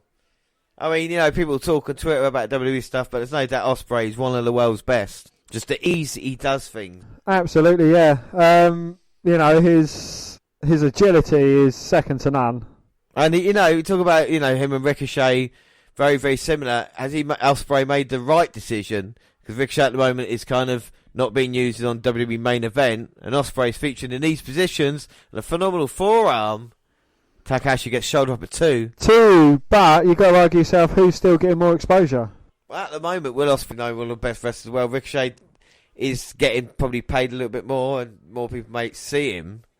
But I would rather be Ospreay at this moment in time. I think maybe Takahashi would as well, as Ospreay looks to put him away. No. See, drop kick sends Ospreay into the corner. I think Hiromu knows he's in there with one of the world's best. Now, to be the man, James, you got to beat the man. And to be the best, you got to beat the rest. And now a big clothesline sends Ospreay into the other corner. Ospreay there with just 3 kicks. Oh, and a 619 sends Hiromu to the outside of the ring area. And now Ospreay, double foot stomp to the back of the head as Hiromu was getting up. Sends him face first into the hard part of the ring. And that might be it. And Ospreay going to go up, injured neck and all. Hiromu's in serious trouble. Ospreay there. Did he even hit him? I think he did. I think he went and hit him in the neck. Because it seems like Ospreay came past and then Hiromu went down. I think he actually aimed for the neck. I don't think I've ever seen that before. There's a kind of Ospreay moves in a weird way as well. Kind of way it's, I don't know if dexterity is the right word, but the kind of way he can move his legs. And now Ospreay maybe looking to finish things. Uh-oh. This doesn't look good. Rather than going for the kick, Takahashi's down. Is he just doing a ruse, though, James? What, do you reckon he's playing possum? Hello, possums. Well, potentially. Or is he seriously injured and Ospreay just kicking away? He's got him right where he wants him. Takahashi in all sorts of trouble. Oh my god, and Ospreay now setting Takahashi up with a head between the legs on the rope. And Hiromu just falling back in a lump. But that's not the end for him. He's up on Ospreay's shoulders. Well, the referee might look to stop things now, but Ospreay is climbing up the ropes with Takahashi on his shoulders. And Hiromu fighting out. Punches to the back of the head, jumps off him. And again, the chops constant on the mark now. Takahashi now, what's he going to try? No, Ospreay catches him. Uh-oh, Hiromu in all sorts of trouble. Ospreay resuming where he left off. No, there's a game of chance. Oh, Takahashi rolls through. Very close to a 3 count, but Ospreay managing to kick out. He's spanning around like a Canadian Destroyer-esque. But now Takahashi looking to put Ospreay away. And a dynamite plunger going for the cover. But no, Ospreay up at 2. 2. Now Takahashi picking him up. Ospreay stops him mid-run with a kick from a kick and a backflip, landing on his feet. And then an enziguri to kind of put a sweetener on it. Oh my word. And a spinning kick. As like in Trouble in Paradise with a couple of extra rotations thrown in for good measure. Spinning. And now off the second rope. Looking for the cutter, gets caught. Takahashi just quick off the jaw, but Ospreay going under. Picks him up with a full Nelson. Slams him down. No. My God. Takahashi managed to kick out. Action's thick and fast. Ospreay going up. Oh my God. Beautiful shooting star press to the back. Into 1, the cover. 2. No. My God. Takahashi managing to kick out. And he can hear the fans now realising this is something special. Oh my God, Oz the Oz cutter. Into a cover. 1, 2, 3. No! Only a 2 count. 2. Ospreay saying, what the fuck? What makes it even more special? Signature move and finisher moves are very special in Japan. So very rarely you see, people kicking out for them, so to speak. So when you see that signature move, people in Japan are like, oh my God. I know it happens in every big match in America. And Ospreay now, plus the finisher moves are quite well protected, like the time bomb or the Okada lariat. And Ospreay now, a kick. And just the way Ospreay hits it. Another hook kick. And Ospreay waiting to finish off Takahashi. Pop-up powerbomb instead coming in. And Ospreay must have been up in the air for at least 8 feet. At least 9-10 feet. And slammed to the hard canvas, which is, slightly harder than the American rings, as we know. There's no give. Look at Takahashi's face. Doesn't know where he is, and Ospreay. Looks like they've both been through the mill. Both men just face to face on the mat. So much has been taken out of either man. Ospreay telling Hiromu to get up. Huge forearms for Ospreay. Trading forearms and toe to toe with each other. Neither man giving an inch. Both men weary. Ospreay now down on his knee. Neither can get advantage at the moment. Takahashi with like 3 or 4 forearms. Ospreay responds with a kick. And Spring gets caught, planted with a German. And Spring's back. And is Takahashi going to call for the end? Oh my God, went for the clothesline. Ospreay blocked it. Catches him, turns him into a powerbomb, gets caught. God, switches it round into like the Panama City Sunrise. The Panama Sunrise, but somehow Ospreay managed to kick out. That was like 2 wrestlers just becoming one then in a weird way. And these 2 men are from different countries and yet they can have this kind of chemistry in ring. It's amazing. Takahashi might think he can't put away Ospreay. Rolling Death Valley driver into the corner. And he's going to look to maybe go for the time bomb. No, Ospreay managing to get a super kick. It fires him up so he gets hit with a second. Well, ever-defiant Ospreay, stopped by Takahashi. Oh my God, Ospreay again with a beautiful kick. The hook kick. Looking for the Stormbreaker. No. Close on a 10. Ducks. Spanish fly. Into the cover. 1, 2. Oh. No. Just a 2 count. 2. I'll tell you something, we might have an early match of the year candidate right here as Ospreay now looking to end it. And Ospreay with a huge shot to the back of Takahashi's head. And Ospreay now might be looking to finish him off. Ospreay picking him up. He's limp and lifeless. Up for the Stormbreaker. No, Hiromu rolls through, plants him. No! Ospreay manages to kick out. Well, Ospreay and Takahashi putting on an absolute clinic. That's an early match of the year candidate right now. Is that Daniel Bryan? No. One of the guys at ringside, but Takahashi back to his feet. Can he put Ospreay away? Oh! Turns him inside out with a huge... And now is it time? Time for the time bomb. Hits it. Goes for the cover.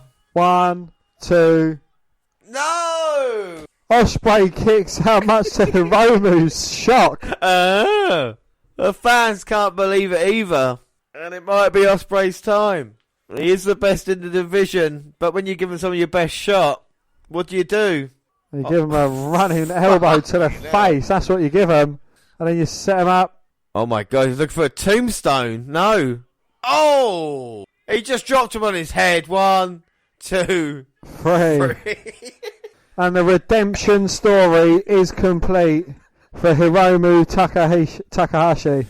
Your new IWGP Junior Heavyweight Champion coming back after all that time to beat the best in the division. He might have just killed Will Ospreay, but what do you think of that match, Dan? Absolute clinic of a wrestling match. You know, there was a couple of little areas, but, you know, they're easy to look over.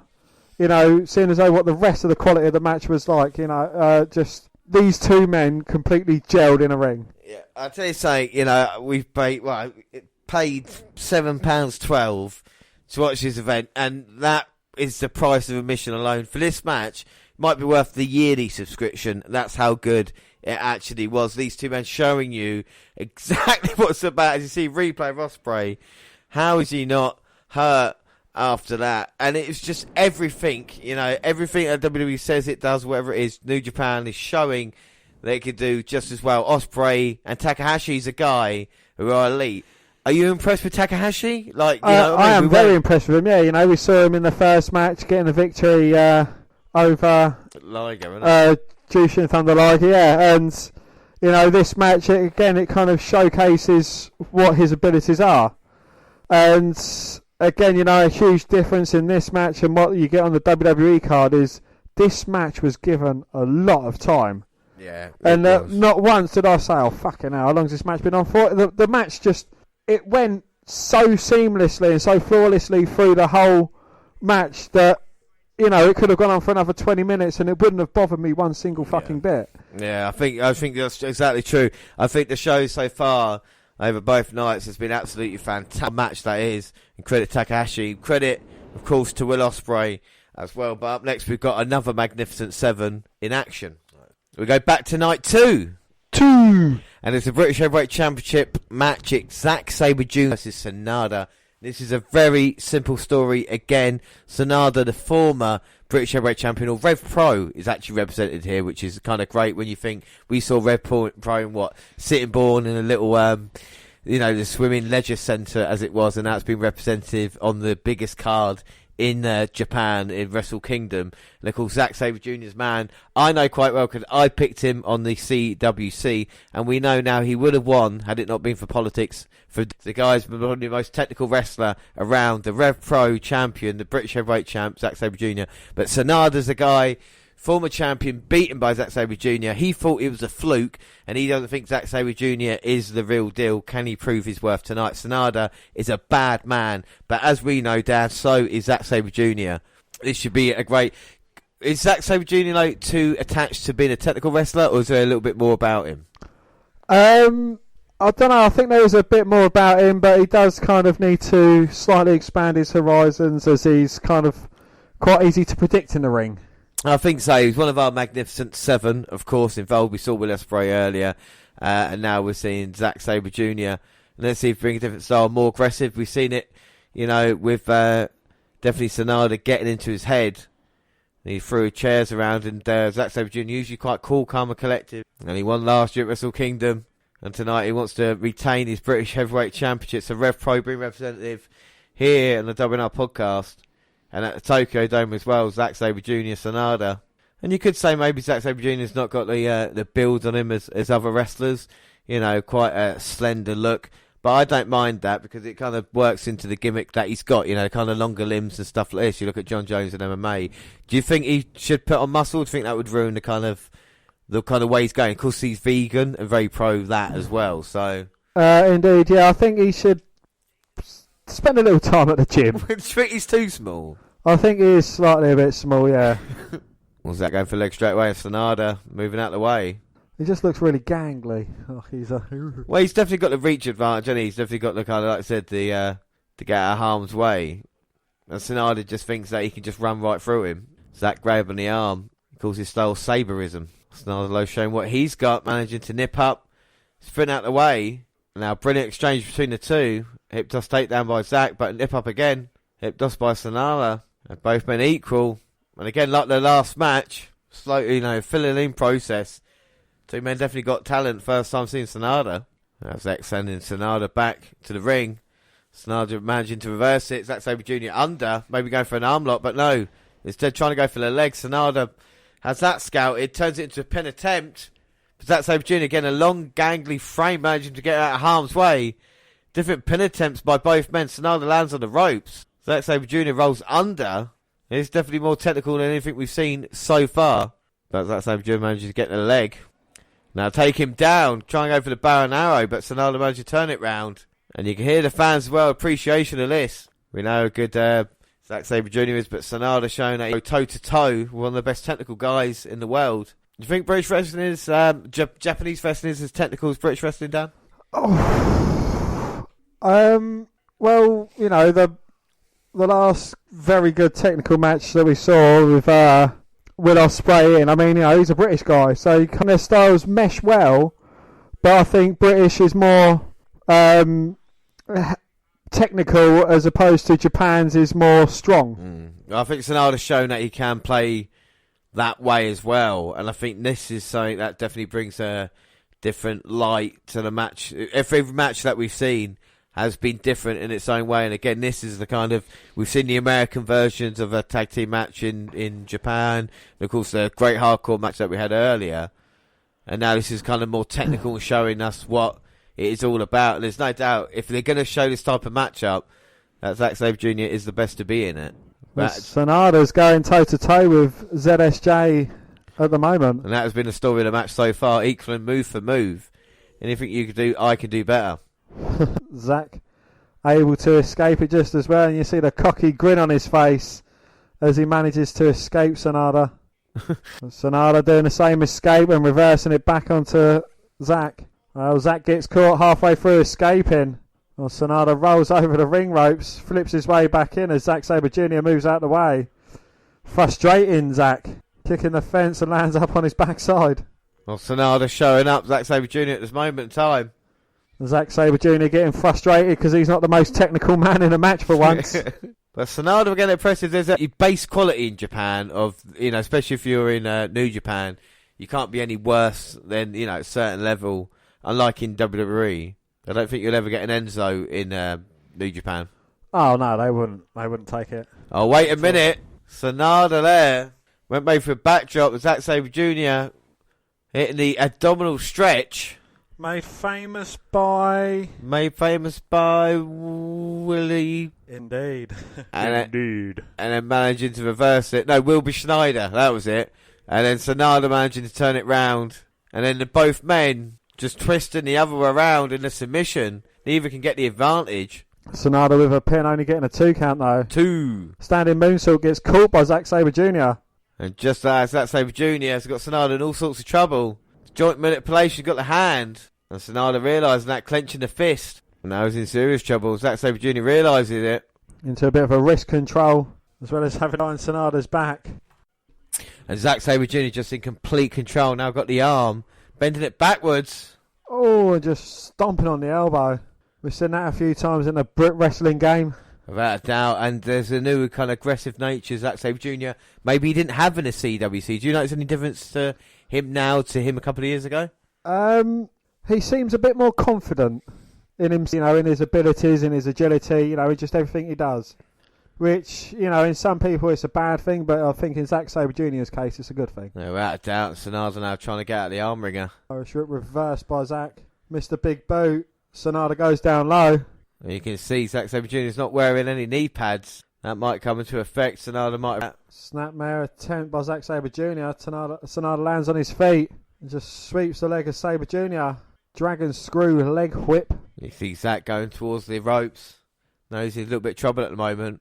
Problem is for him, Sonata realises as well. Sonata just launches himself over the top rope. Takes out ZSJ. He's riling the fans up as well. Well, they want to see him become the British Heavyweight Champion again. We've seen a lot of titles changing hands here tonight as well. Both events. Sonata just throws it back in and goes right back to that leg. For another dragon screw, no, but Zack Sabre Jr. just grabs the ear. Oh, Zack driver attempt blocked. And a Pele kick to the arm. Got Zack Sabre Jr. up on his shoulders. But Zack transitions lovely. He's got like a guillotine now, look for the arm. The Kimura. And Sonata may look for a suplex, but Zack rolled into what looked like Dragon Sleeper. Oh my god. And now he's getting spun round by his neck. And Sonata now might be putting him away. Looking for the moonsault, nose inwards, out of the way. Oh. Flying PK. Well, a bad leg and all, but he knew he had to risk it. There's no doubt Zack is in serious trouble, but so is Sonata. I think Zack's just taken as long as he can to recover. Well, he's letting Sonata come back into this match after the slight advantage that he may have had.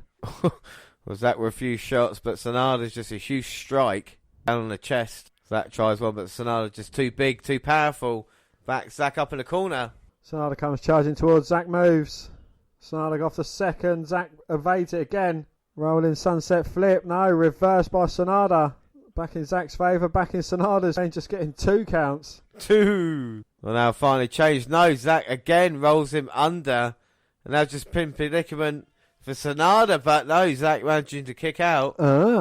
Zack there with the uppercut. Upper what? Sending Sonata back into the corner. Sonata's low back elbow. Now off the second. Springboard moonsault into a dragon sleeper. Looking for an inverted suplex. No, Zack rolls through. Takes the legs.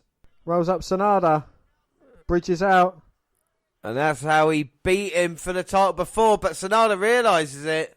Managed to reverse it into a dragon sleeper. Now he's got Zack Sabre Jr. in the middle of the ring. No, Zack rolls him inwards though. But Sonata again going back into his position. Zack escapes it. Looking for the octopus lock. And now look at the way Zack's stretching his own leg to hurt Sonata. Sonata powers him up. Slams it down. Looks for the hold again. But Zack had it scouted. Now Sonata just changing pin attempts. Oh, man through. Wow. And Zack Sabre Jr. with another cocky pin beats Sonata. And he knows it. He definitely knows it. Well, Sonata got caught out yet again, but Zack knew exactly what to do. Dan, what are your thoughts on that match? It wasn't as entertaining as the previous match, but both people got it. I think Zack, he's starting to get a bit of a cocky streak, and I said it was, his confidence was a good thing, but I think his cockiness is going to become his undoing eventually. Yeah, well, that's the way here. Zack does win in a technical masterclass as he saunters out. Sonata, though, very impressive again for another talent that we haven't seen a lot of, but the Rev Pro is on the show as well, which can only be good for the promotion, and a champion like Zack Jr. is one of the best, and that's why he's part of the Magnificent Seven. So Ospreay didn't work out well, but at least it did for Zack Sabre Jr. Alright, moving on to our next match, and it's the IWGP United States Championship. It's John Moxley, champion, versus Bruce Robinson. Well, they got off to a fast start because Robinson attacked Moxley before the start of the match. Officially got before the match. They got off to a fast start because Robinson attacked Moxley before the match officially got started, and they fought at ringside. Mox set up a chair at ringside, but Robinson was able to lock in a toe hold, and he drove Moxley's head into the chair. He then followed up with a cannonball onto Moxley and into the chair at ringside. They settled into a regular wrestling match after the first few minutes of brawling. Well, things got intense towards the final minutes with several stiff forearms, headbutts and punches. Mox hit a double arm DDT and a Death Rider to pin Robertson and retain his title. After the match, Minoru Suzuki walked out and he attacked Moxley by choking him and hitting a Gotch-style pile driver. Suzuki grabbed the mic and issued a challenge for Moxley's title. Then we move on to the Never Openweight Championship and Kenta, who's the champion, versus Hiroki Goto. Well, it was a very good match, especially during the final few minutes after Kenta hit a GTS that almost ended the match. They hit each other with nasty palm strikes, and Goto hit GTW and almost got the win, but Kenta slipped out, hit the GTO to win the title. The last few minutes felt like a war. This was a great match. So a match, we saw a GTS, a GTW and a GTO. Yeah. WTF. Right. Up next, we had Jay White with Gedo go against Kota Ibushi. Well, this was a great hard-hitting match. Late in the match, White hit a super Orangi off the top rope that should have ended the match, but Ibushi was able to kick out. Ibushi was able to fight back with V-trigger, but he was too weak to go for a pin. Ibushi followed up with a German suplex into bridge and pin attempt, and another V-trigger, but White kicked out again. White pulled Ibushi into the ref, and the ref was knocked out of the ring. This allowed Gedo to get in the ring with a chair, and he hit Ibushi in the back with it, but Ibushi no-sold it. When he knocked out Gedo, and then he knocked out Gedo with a punch. Ibushi hit another V-trigger and was then a sit-down powerbomb on White, but the ref was still out. White was almost pinned after eating kicks to the shoulder and a V-trigger, but Gedo pulled the ref out of the ring. White nailed Ibushi with a chair to the head. Gedo nailed him with brass knuckles. This allowed White to hit the straight jacket Bloody Sunday, which is a suplex, and the Blade Runner. White pinned Ibushi to win the match. Then White hit Ibushi with another Blade Runner after the match. It's back to night one in the IWGP Intercontinental Championship match. Jay White, the champion, versus Tetsuo. Well, Naito had to deal with Gedo at ringside in the opening minutes of the match. At one point, Gedo smashed a chair on Nato's knee while Red Shoes was distracted. White worked over Nato's left leg. That became an issue late in the match as Naito had trouble standing and moving around on it. Naito was able to fight back and get on offense until Red Shoes was accidentally taken out, and a distraction from Gedo allowed White to hit a low blow. Well, Naito took over on offense again, but he had to fight off Gedo, and White nailed Naito with a chair to sleeper suplex, followed by another super suplex, but Naito had a burst of energy, and he hit the Destino, but was too tired to attempt the pin. Naito hit the Poison Rana, another Destino, but White kicked out. He hit another Destino, and then pinned White to win the title. Yes, and then Kevin Kelly announced that the paid attendance is 40,008 and the place is sold out. So now back to night two. And our next match, Tanahashi gets the AEW World Title shot. If he wins, is Hiroshi Tanahashi versus Chris Jericho. I think it's pronounced Jerry-Ho. And if Jericho wins, he gets a little bit of the bubbly. So isn't that amazing? Jericho, as we see, in this time and place of Wrestle Kingdom, he is going to be in action, you know. And the thing about his career, as he added, obviously he's added to his legacy. You think of Jericho these past few years, couple of years, especially with his involvement now in Japan and AEW. I think he's doing well, but he's kind of starting to resemble a Hulk Hogan, you know, like when he moved to WCW.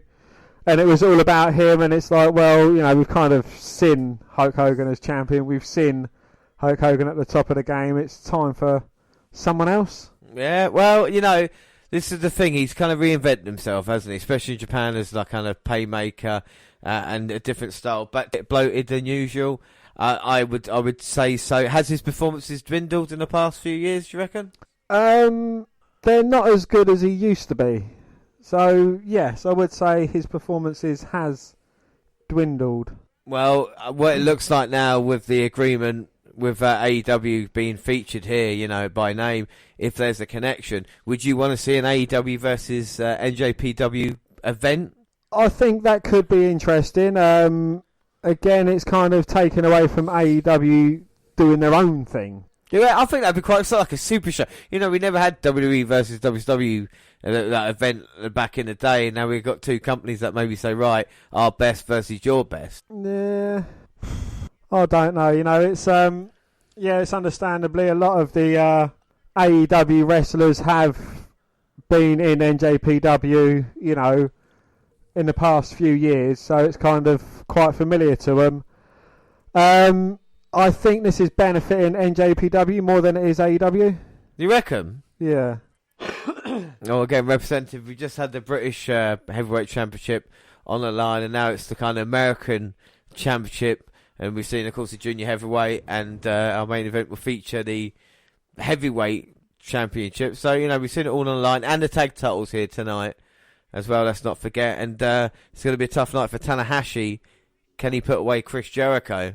But I've loved all the entrances. I loved all the entrances and all the lights and everything. It looks, for me, it looks a play. You know what I mean? It does look. Yeah, and again, it's making a huge mockery of the ranking statistics as well. Because if he wins just one match, then he gets a shot at Jericho's AEW title, whereas everyone else has kind of got to build their way to the top of the ranking and kind of earn their shot, whereas all he needs to do is just win one match.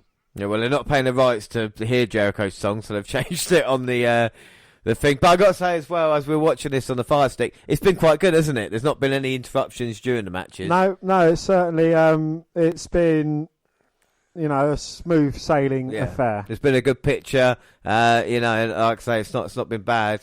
And here he comes with his AEW Championship. Are they allowed to reference the Rock and Stuff? They're allowed to reference anything, yeah. And Jericho has done it all, he's been there, done that, and now he's in Japan trying to show how good he is. And it is a completely different Chris Jericho to the one we all knew and loved first way back when. Well, we have seen a lot of different Chris Jerichos, but every Chris Jericho we've seen, being face or being heel, he's always had a jokey side to him. This seems like a more serious and more sinister Chris Jericho. Yeah, without a doubt. You can see with the hat, the makeup, just the look, the spiked jacket as well. But he's still got his scarves. He loves his scarves. What do you think is Jericho's best gimmick? Like I said, Painmaker, Le Champion. What would you go for? Honestly, couldn't tell you. Again, when he was doing the list, he wasn't really wrestling as much. Le Champion, again, he doesn't wrestle a whole lot. No. The Painmaker, this is the first time I'll have seen him performing as the Painmaker. I don't know, I just like the cocky Chris Jericho, but the Chris Jericho that can wrestle and can go toe-to-toe with pretty much anyone. What, the Jerichoholic phase of Jericho? Yeah. The Y2J in the WWE type? Yeah, I'd say that one, yeah. I think for Jericho to reinvent himself, I think it just shows you that's what needs to be done sometimes. And we started off, with a legend, the Juice Thunder Liger, who's kind of stayed the same. And Jericho's had to change it up to kind of stay relevant with the times. And now going against Tanahashi, who's in great shape himself. Especially compared to Chris Jericho. Yeah, this is what we're going to see. Who is actually repping a Hulk Hogan weightlifting belt. Yeah, and he's got the, he had the AEW Championship round his waist. Can Hiroshi pull off the upset? So who's your money on then, Jericho or Hiroshi? I've got to back Jericho. Look how confident he is at the moment. Tells all the fans he's number one. I think you got to go Jericho. I mean, with Tanahashi, he's an unknown quantity, so I don't know what he's going to be. I know what Jericho can do, and Jericho on his best day is really good. Maybe not as good as he thinks he is. Oh, but he's still a great wrestler. Yep, you are Hulk Hogan, Jericho. You are Hulk Hogan, as he's doing the Hulk Hogan ear cupping motion. At least Tanahashi seems to dig it. Yeah. Tanahashi just grabbing a side headlock of Jericho. Jericho's shoulder block and then posing. Tanahashi responds, I think more impressive. Jericho's lipstick has smudged. Side headlock, but Tanahashi again too quick. Now Tanahashi posing off with a guitar and he's just throwing it out the ring. Jericho with the arm ringer though. Just shaking the life out of it. And Jericho's style has changed so much now as well. Especially in Japan, the way he's kind of won't take hardly any risks. We've seen it in AEW as well, really, haven't we, to be fair? Absolutely, yeah. He's a lot slower. I think he kind of tries to focus more on a power game, and I don't even know if he can pull that off anymore. Oh, yeah. Well, it's weird, though, when Jericho was coming up, he was one of the smaller guys, and now he seems to be bigger than most of the guys he faces. It just shows there's been a change in professional wrestling that way, isn't there, Oh, indeed, but, he's not bigger than most of them in muscle mass. He's bigger than most of them in girth. No, I'm just about You could actually call huskier wrestlers. He's getting onto that way now. But, you don't have to do... Some people argue, especially old-style wrestlers, you don't have to do a lot of stuff in the ring to have an impact. And I think that's true in certain parts, as long as you're telling a story with it. Has Chris Jericho burned his bridges of ever being in the WWE Hall of Fame? WWE have him back tomorrow. Like, if he already said in an interview, he said I could go back to WWE tomorrow, but AEW is saying I want to do it at the moment. He's probably making more money doing this and AEW than he is would he be in WWE. Oh yeah, because all he'd be is someone's sidekick, or in someone's ear, rarely wrestling.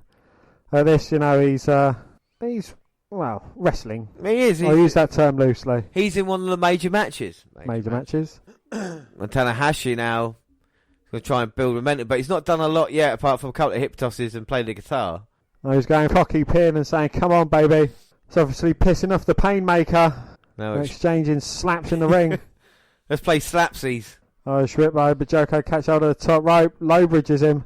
And now Jericho, this is vintage Chris Jericho as it was, taking Tanahashi off the apron.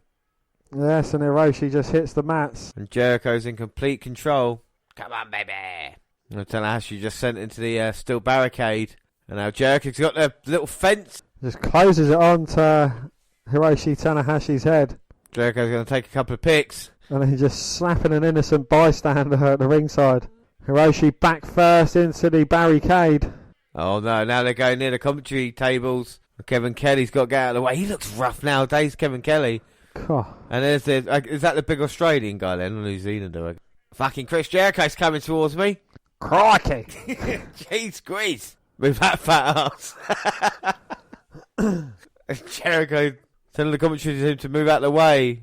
On the world's narrowest table. Well, we saw the tables earlier for the Moxley match. And he's adjusted rickety. Oh my God. France Tanahashi with a DDT. The table didn't give way. Come on, baby. Oh my word. Oh, well, Jericho completely fell off the table, buckled the legs. Well, the referee's letting things go. The commentary table. Jericho's so out of shape he can't even climb over the barricade anymore. He has to walk round through the gate. That's what I'd be pleased with, actually, if it was the WWE little fence. Now Jericho sending Tanahashi in. The commentary on the match has kind of been knocked offline for the time being. Oh, so is the English announce table kind of like the equivalent to the Spanish announce table over here? Yeah. And now Jericho with a knee. I thought this was a slow motion replay. Honest to God, I did. Jericho now going up to the second rope. Taking a seat for a little while. He's breathing quite heavily, isn't he? And he does make the sound slow, like he's always done, which is good. Ask him, ref. It's just a slap to the side of the head. There's been a lot of trading the forearms here tonight. Yes, this isn't your technical masterclass that we've seen in the past couple of matches. This is the most W that you could actually bring. I would say at the moment it is, yeah, Jericho's wrestling that exact style. And now he's mocking Tanahashi by playing the guitar. Oh, Jericho's going to take a risk. He's going to get a flare bump off the top. Going all the way up, playing the guitar. Taking a sweet ass time. Here he comes. Was that a frog splash? I think it was an attempt. He just belly flopped. Look at Tanahashi smirking. No, James, he hasn't got a cigarette on his gob. He's got a smile on his face because he knows Jericho is slow and fat and can barely move. And now this might be Tanahashi's chance to put Jericho away. Jericho sending him over the top, but skinning the cat. Makes his way back in. A la Shawn Michaels. A la Shawn Michaels. Tanahashi fire off with a few forearms, but Jericho versus the Irish Whip. Tanahashi with a takedown. Jericho pulling the referee in the way for the splash. And their old red shoes taken down, and Jericho with a low blow. And the fans aren't happy about that. And finally, the commentary team back, and Jericho's belt is coming off. And just like Hulk Hogan, whipping the back. If he does the old back rake as well, he certainly is channeling his inner Hogan. Well, he's done belt and ref bump, low blow. All we need now is the rest of the inner circle to come down, interrupt the match.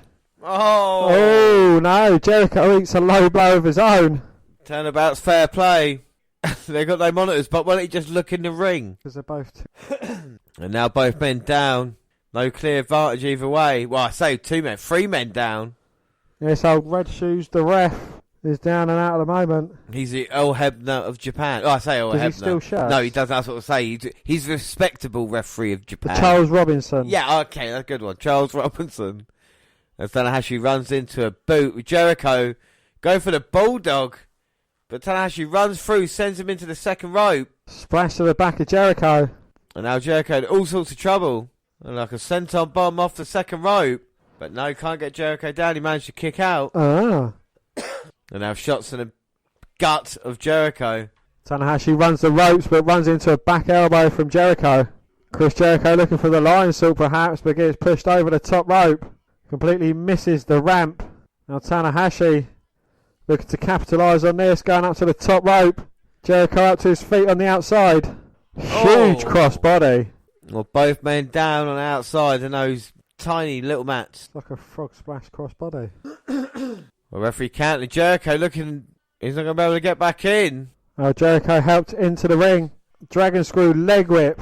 And a drop kick to the thigh. And another dragon screw leg whip. Jericho falls into the ring. Well, Tanahashi turned it up there with the attack on the leg. And now looking to end things now. He wants Jericho to get up. He's going to put him away. No. Jericho for the breaker. Dragon screw leg whip and holds on to the leg. And a second one as Jericho was back on the mat.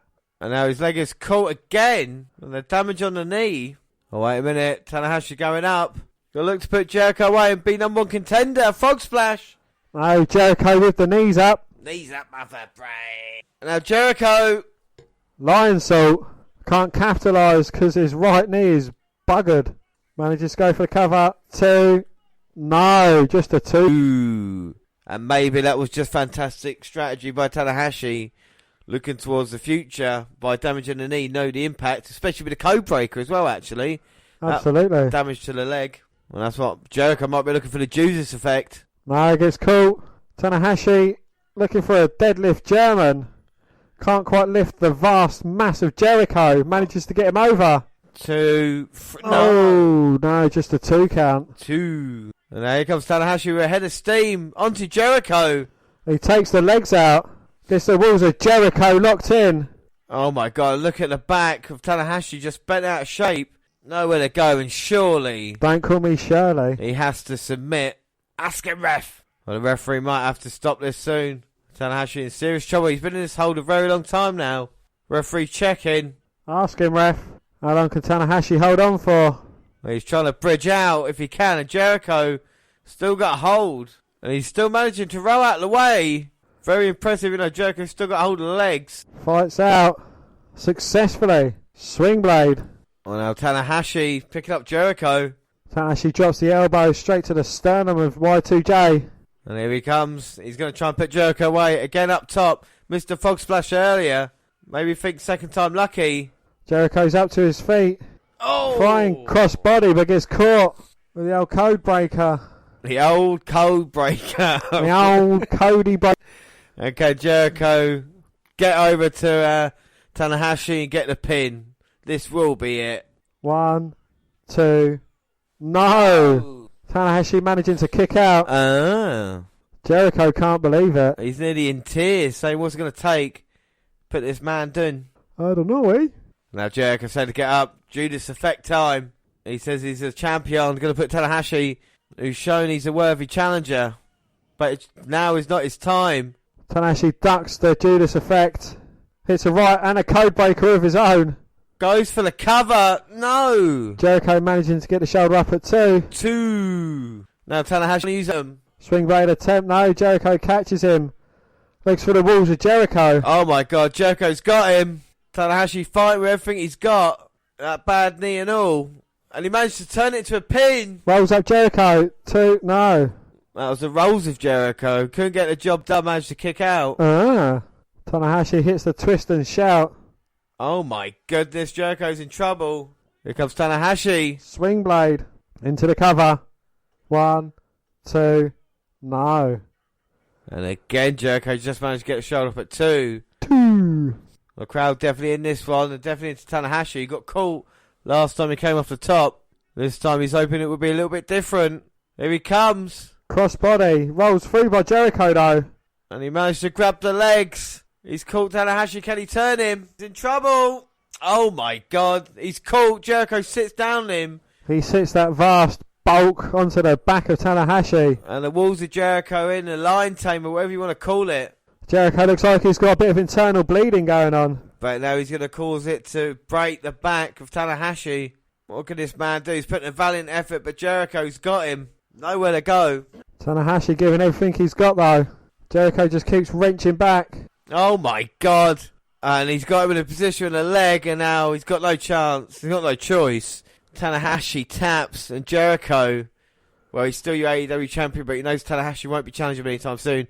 It might be good for him. Dan, what do you think of the match? Well, as I was saying during it, it is the most WWE match that I have seen on this card, and I have seen since probably watching WWE. There is no doubt that Jericho is too old and too tired to be trying to go toe-to-toe with, unlike Tanahashi. Tanahashi would have had a 10 times better match with someone that can actually move in the ring and kind of match his pace, match his strength, agility, and so on and so forth. It wasn't a terrible match, but it didn't need to go on for as long as it did.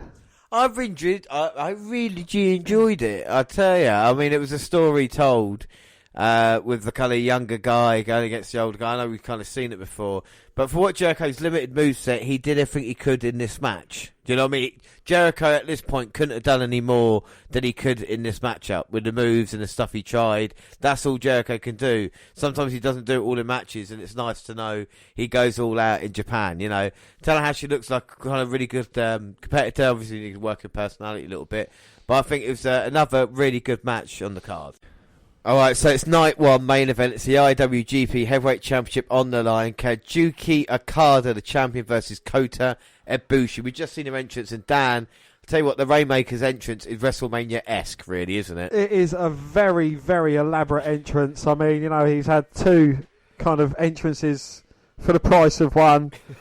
And he is going against Kota Ibushi, the man who I picked for the CWC tournament. Yeah, and the Kota Ibushi, we talked about Zack Sabre Jr. earlier. What the years it's been for Kota Ibushi to be facing the heavyweight champion. That's how much he's come along. Someone must have seen it all those years ago. But the entrances for both men, but Okada, glowing in the dark as he's now coming out here, is amazing, Absolutely, yeah. It wasn't so long ago he was facing Kenny Omega. Well, this was clearly going to be a long match since they wrestled a slow pace for the first 15 minutes or so. Both men trying to speed up a little bit. Kota Ibushi's got him in a powerbomb. Sit-out powerbomb for Ibushi. No, only a 2 count. 2. And it works better on a wrestler than a blow-up doll. Hey, James. Yeah, well, how weird is that? Not only CWC, but a man who's featured the most ridiculous. He's a wrestler blow-up doll, and now he's wrestling the best New Japan have to offer. There's no doubt Okada. You talk about wrestling Kenny Omega, people, AJ Styles, Nakamura, been there and done that. The Rainmaker is the best in New Japan. And Kota Ibushi has shot up recent times. And he doesn't look out of place. He looks in great shape as well, does Kota Ibushi. Absolutely amazing shape, yeah. Very ripped. Where he just runs into a drop kick from Okada. Now Okada's picking him up for a tombstone. So we've seen the last ride and a tombstone. If we see a chokeslam, James. Well, we saw chokeslam in the Archer match. And after the tombstone, not pinning Ibushi, maybe that's a little bit of respect towards him. Maybe look to finish him off, and Ibushi realises, holds on to that top rope. But it's interesting to see Okada, because a lot of people talk him up, and to finally see him in action, to see how good he really is, and we know how good Ibushi is. And again, it's another man made a decision to go to Japan, and he's in a much better place than he would be. He'd be part of the CWC group if he'd have stayed. A bit like Zack Sabre Jr., really. 205 Live original. It's if Alexander and Ali are able to make the jump up, maybe Kota Ibushi could have done the same as well as Zack Sabre Jr. Well, there's one man as well. Let's not forget Hideo Itami's come back to New Japan, has been successful. There's Kenta, of course, with the GTS finisher as well. So they've got a lot of talent. As a forearm strike to Ibushi had no effect. And Ibushi doesn't seem to be blocking or responding. He's just standing there taking what Okada has to offer. Well, this Ibushi is not a man to be messed with. Oh my God. And responds with a huge palm strike to the chest. But Okada with a seated dropkick. But Ibushi just sits up and he just wipes his nose. I suppose that's a sign of disrespect towards his opponent. Okada is the IWGP Heavyweight Champion. And Ibushi now has got the better of him. And if this is a boxing match, it'd be over. Referee saying no closed fists. Ibushi's just mocking Okada. But should he be taking him so lightly, James? Well, there is a reason why he is the IWGP Heavyweight Champion of the world. At this moment in time, Ibushi's staying on top of Okada, which is a great thing to do. But Okada, as it is New Japan's best, it is a mistake to trying to wind him up as well. We know how dangerous he is. You can't underestimate Okada, not even for a second. But Ibushi now just getting in with the strikes as well. And the fans don't like Ibushi doing this. The referee's trying to pull him away. Ibushi's just giving him a few gentle kicks. Well, Red Shoes saying, come on Ibushi, you're better than that. So is every single referee just called Red Shoes? No, that is Red Shoes again. Oh, that is his. Yeah, he's the same wrestling. He's refereeing. Charles Robinson of New Japan. And now Ibushi's trying to German suplex Okada in from the second rope. Okada fighting out, grabs Ibushi across his shoulder. Now on the apron. Referee trying to stop it. Ibushi manages to reverse it. Sends Okada up onto his own shoulder. Looking to javelin him into the ring post. A little bit more room to work on the well. As Okada now picks up Ibushi. Tombstone onto the hard part of the ring. Ibushi rolls to the outside. The second tombstone he's taken. But Okada's been involved in a war here with Ibushi. Because you can see he's not been able to recover. He's getting his breath back as well. It's quite a terrible move to view in slow motion. But I've got to say, credit to the Fire Stick and credit to New Japan World to be able to watch it without any problems. This is the last match on the card. What have you thought of the pay-per-view? Do you think I've paced it out quite well at this moment in time? Absolutely, yeah. You know, I've certainly given it a lot of time, and you know, being over 2 nights, it's kind of like basically the whole WrestleMania just put into 2 nights, which would probably be a more presto. Well, Okada brings Ibushi in, hits a neck breaker, goes for the cover, but Ibushi somehow gets his shoulder up at 2. 2, but Okada doesn't stop there. And again, focusing on the neck and the top of the back of Ibushi. Again, goes for a cover, but Ibushi managing to kick out. I've seen a lot more variations of suplexes and stuff in tonight's show as well than we have done, I think, recently in the American. I mean, NXT is great, but this is sometimes... Would you say it's sometimes next level, just different? Do you know what I mean? It's... I'd say it's different. You know, it is... Again, if it's not better, then it's a very close second. Yeah, it's very interesting to see it, and it's great to see different moves as well. And Okada now going to try and finish Ibushi. Oh my God! And a snap German just folds Ibushi up. You hear the thud on the mat. He's got the wrist, and maybe he's looking for the Rainmaker. Oh, Kota Ibushi managing to fight out with a few back elbows. Hits a huge lariat. Drops Okada. My God, it like his own. Well, the fans who thought Ibushi were out are now happy he's back in this match. The momentum has swung once again. Ibushi with a kick, so now I've got Okada on the apron. What's Ibushi thinking now? He's perched on the second rope. Waist lock. Oh my God. Oh! Folds up Okada with a huge German from the second. Only gets a 2 count. 2. Wow. Well, the strength to pick someone up on the second rope. German him overhead in the ring. Huge impact. Now Ibushi looking to put Okada away. He's going to look to try and throw him. Now Okada blocks it again. Oh! A twisted tombstone this time. Now setting him up for the Rainmaker. No! Ibushi hits the clothesline of his own. Ibushi knew he didn't have a lot left in him. Yeah, take Okada down. Ibushi trying to get his bearings back. Bearings, sponsored by Zen, for all your bearing needs. And now trying to take Okada. Okada might be dead weight. A huge kick, and now here comes Ibushi with a knee. Like a King Shasha. Just a 1 count. 1. A huge knee to the back of the head. Well, this time, though, he got a 2. 2. Well, Ibushi thinking next time he hits a knee, that'll be over. Here he comes with a knockout kick. Takes him down. Oh, my God. Grabs hold of the arms and then thrusts the knee in his face. Goes for the cover. No, Okada managing to kick out.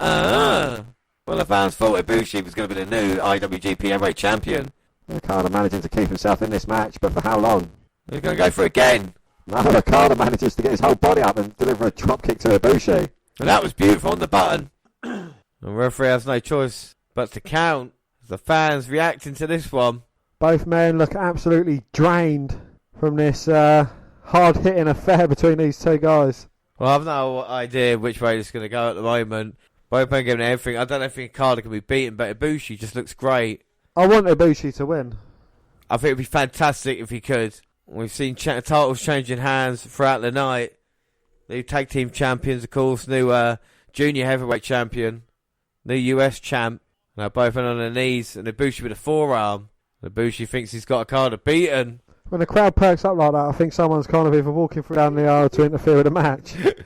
They're actually emotionally invested into the action. I think Japanese fans are better than the rest American fans in that way. Yeah. They've added more to the product, didn't they, with these two?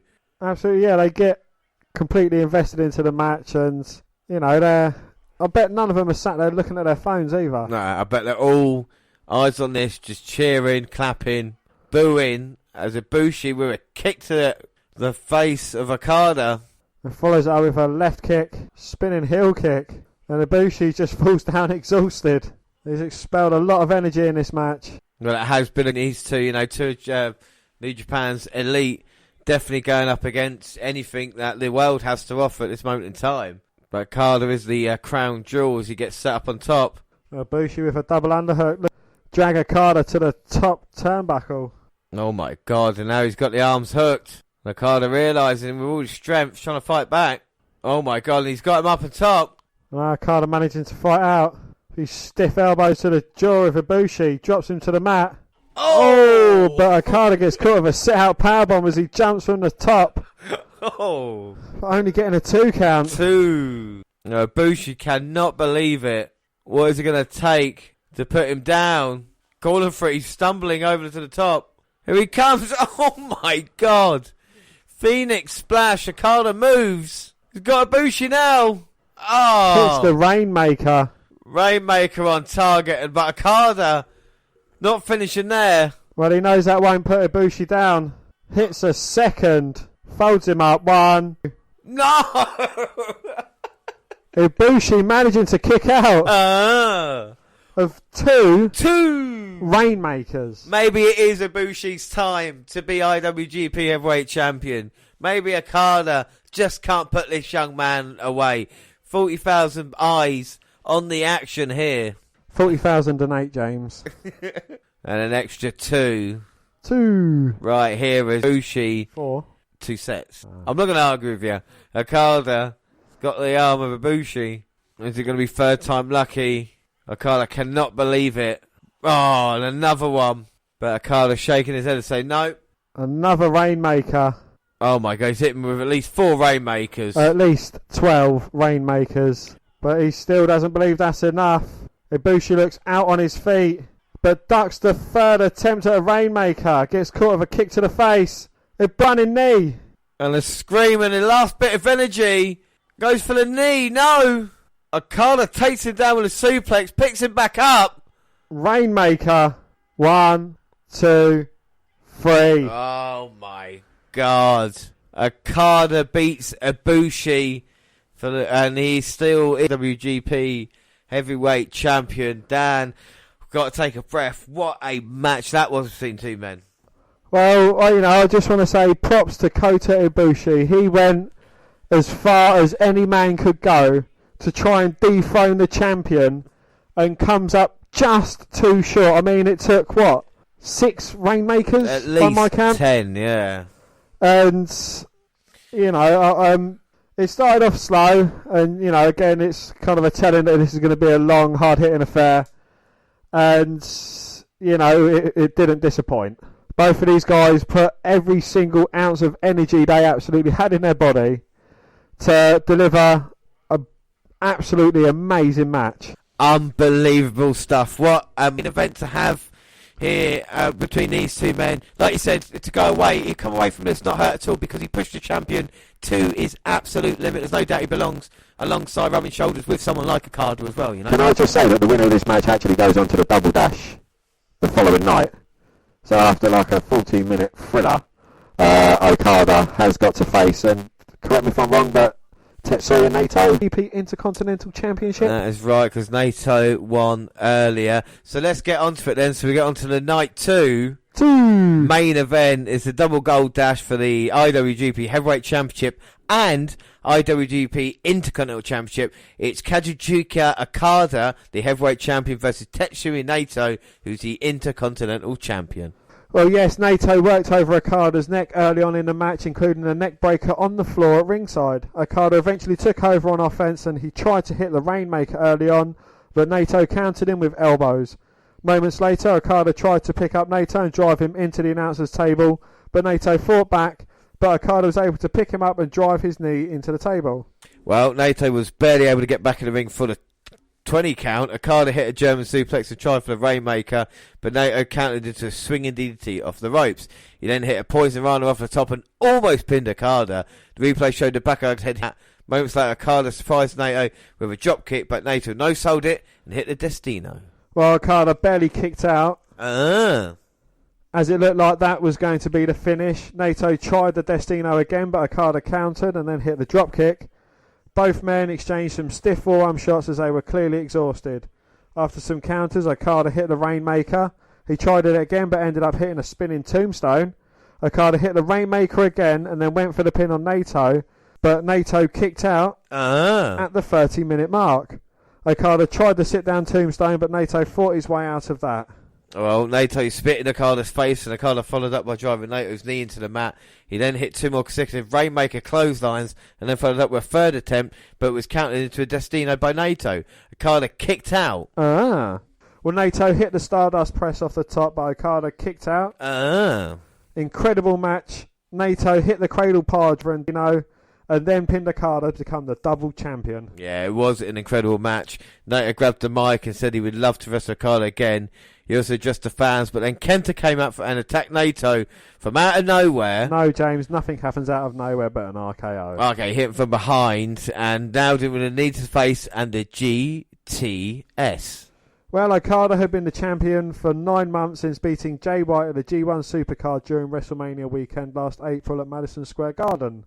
It was his 5th IWGP heavyweight title reign since 2012. Well, he last held the heavyweight belt in 2016 for losing to Okada at Dominion.